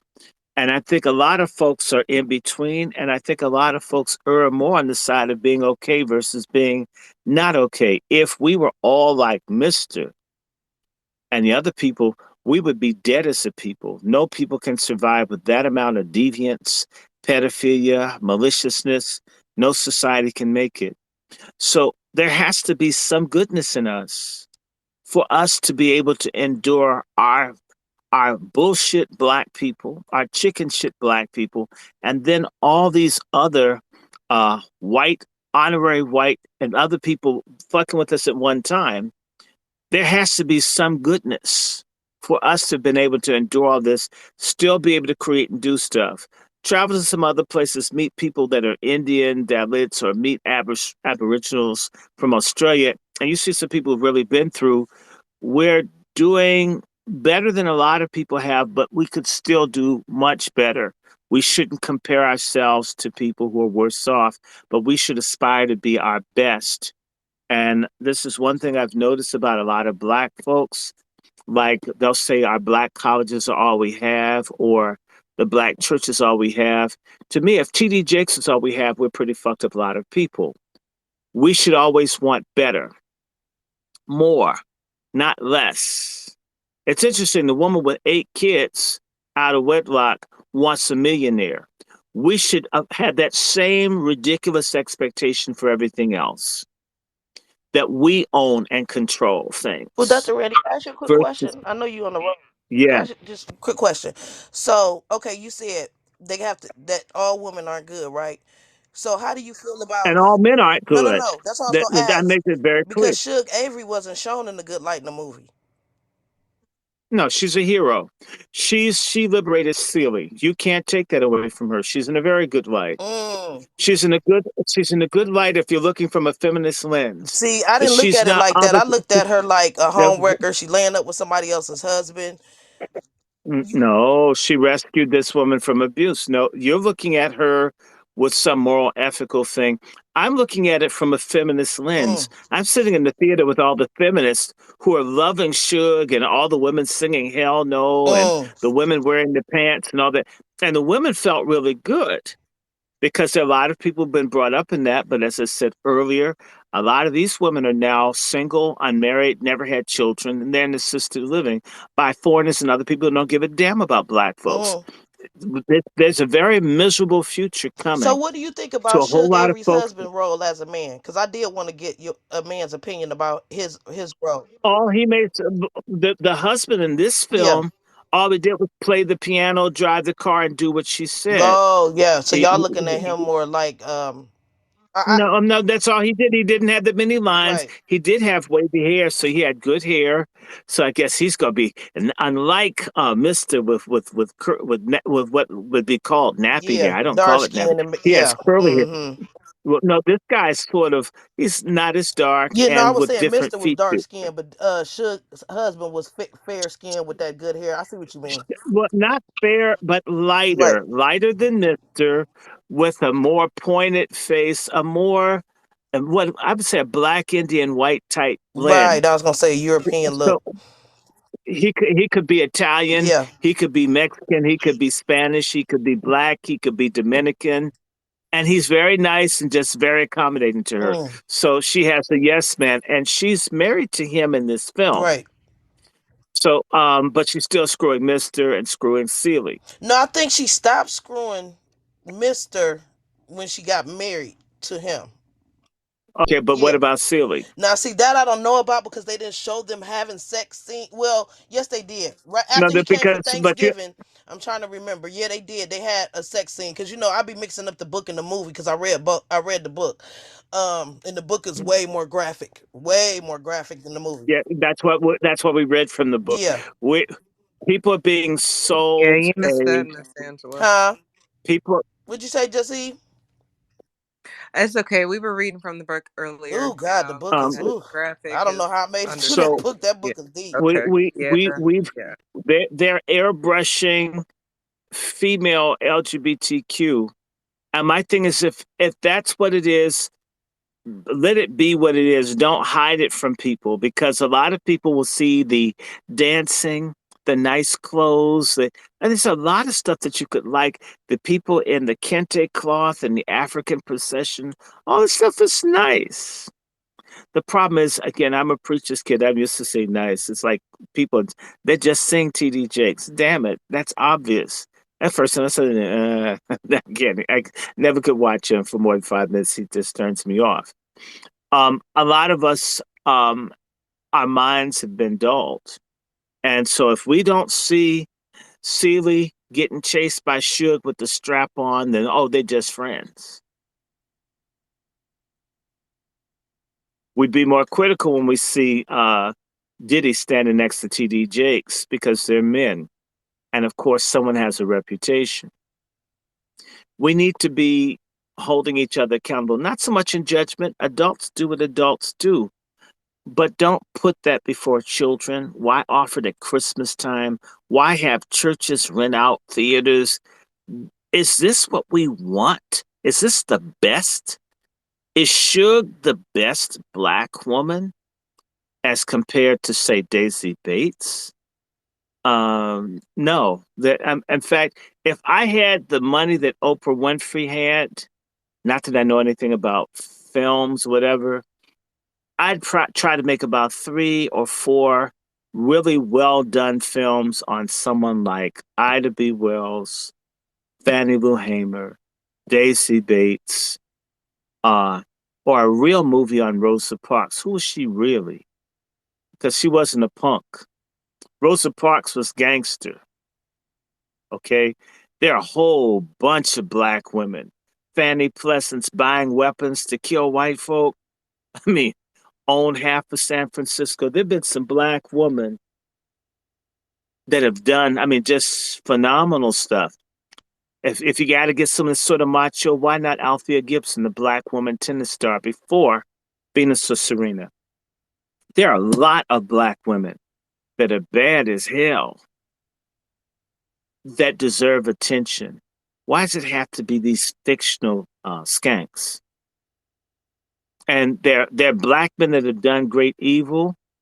Then let's look at, and why not develop, how did Mister become abusive? Did his father boink him? I was reading something about Wilson Pickett, great R&B singer, if you remember him. Mustang Sally, Land of a Thousand Dances, 6345789, and so forth, in the midnight hour. But you know what a lot of people don't know is that the boy's mother was so abusive, he ran away from home. So I mean, this dude has a bad temper and violent towards people. But who'd ever think maybe that violence came from how mean his mother was? Um, like Ike Turner's mother's friends raping him. Maybe that translates to Tina. Instead of the man just being natural evil black men that just want to hurt our beautiful black queens and rape them and beat them and cheat on them. Could there be something else? In literature, I think it's called flat characters.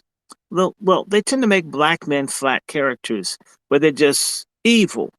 So Mister goes from being evil to being kind of nice. But in the movie at the end, he has on these shiny pants that he'd be proud to wear on Pride Day. I mean, it was strange. Anyway, you know, I'm going to have to stop here. We can do this again. We do need to have other conversations, Sister Eve. Um, you know, if I can, call me and let's do stuff. Let's do this. One thing I would say, Sister Eve, it'd be nice for us to have a conversation on lineage. Okay. And I'd be open. I mean, and other people can come in. I talked a lot more than what I planned to. So forgive me. And as you know, I can come and sit and listen. I don't mind. Everything that Mr. Washington said is useful because, we're just dumbass people that buy popcorn. And usually that shit's not good. So I appreciate his participation, and there's a lot we need to become culture warriors, and we need to look at how we can use culture to uplift ourselves. What Hollywood is an outgrowth of Jewish people learning how to use culture to empower themselves. We have created so much, but we have not made it benefit us, and it's left to us to figure out how that's done. It is doable. After all, we're the people that skate backwards. We're great inventors, and it's time for us to enjoy the fruit of our labor. Let me leave so you guys and then people need to eat, and I'm tired of boring people. You're definitely not boring anybody, Dr. Short. We appreciate you always for coming through to the room.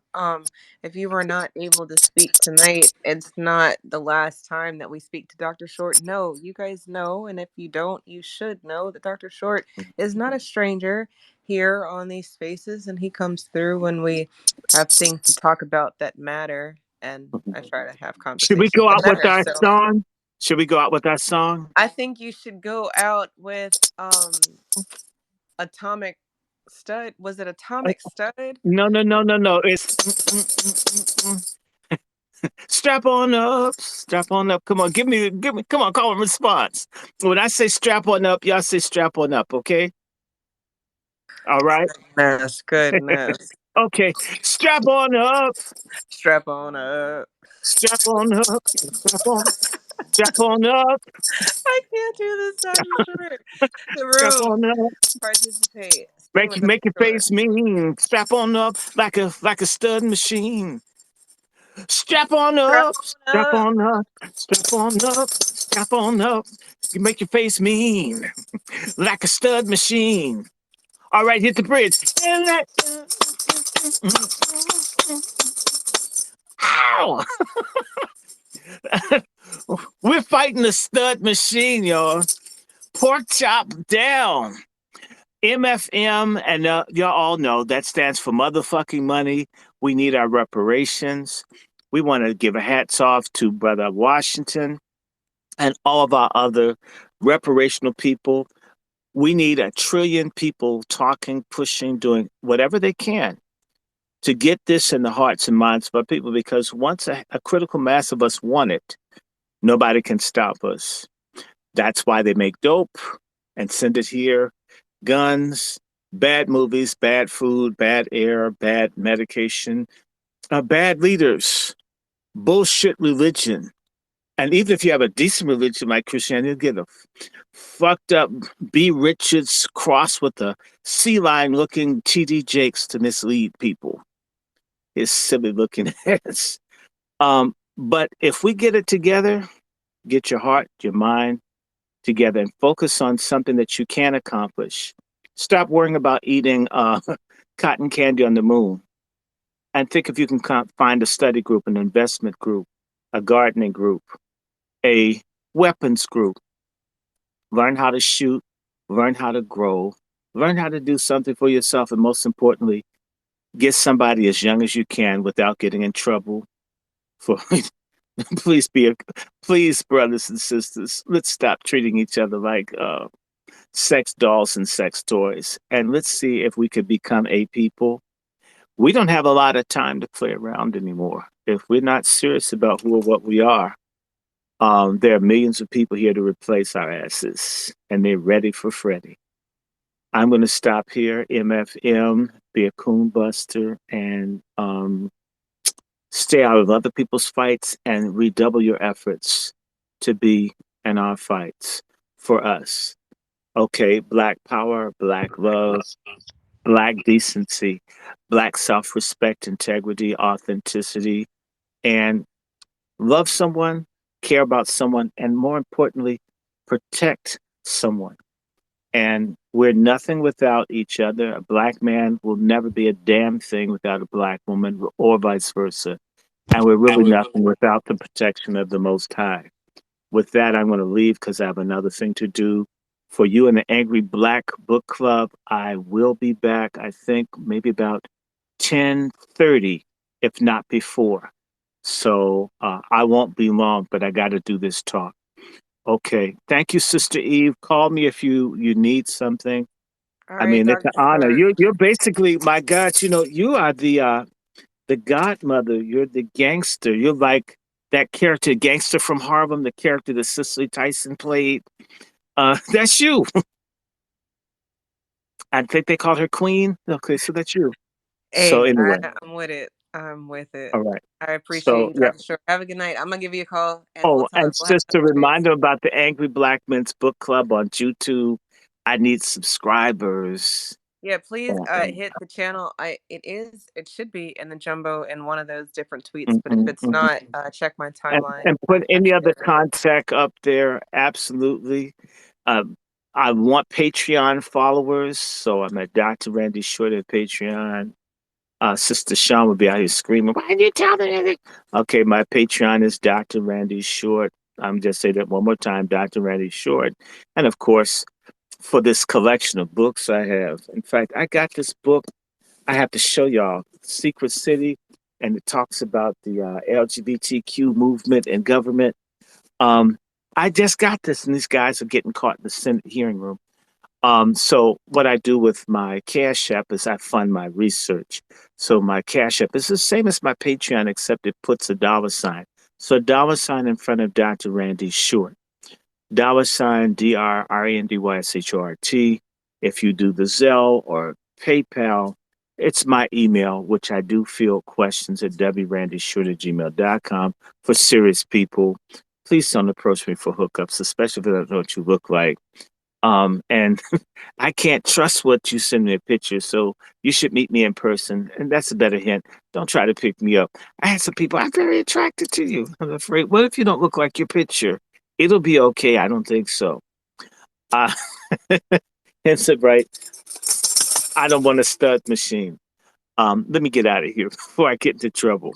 Bye, Dr. Bye. Short. Y'all See you. to the room. Thank y'all for joining us this afternoon and evening for another rendition of my thoughts. Tonight we talked about The Color Purple hates Black people. I am still there. That's the hill that I'm dying on tonight. Actually, I don't feel like I'm gonna die. I feel like I have your support. You guys spoke so much life into my thoughts tonight, and I can appreciate everybody's different stage that they're on in their enlightenment journey. Because whether you thought it was a good thing because you saw a bunch of Black people, or if you thought it was a bad thing because you didn't see yourself positively, I think that these conversations need to be held. And I salute everybody who was courageous enough to come up and speak their speech and say their thoughts. We'll do this again sometime. Black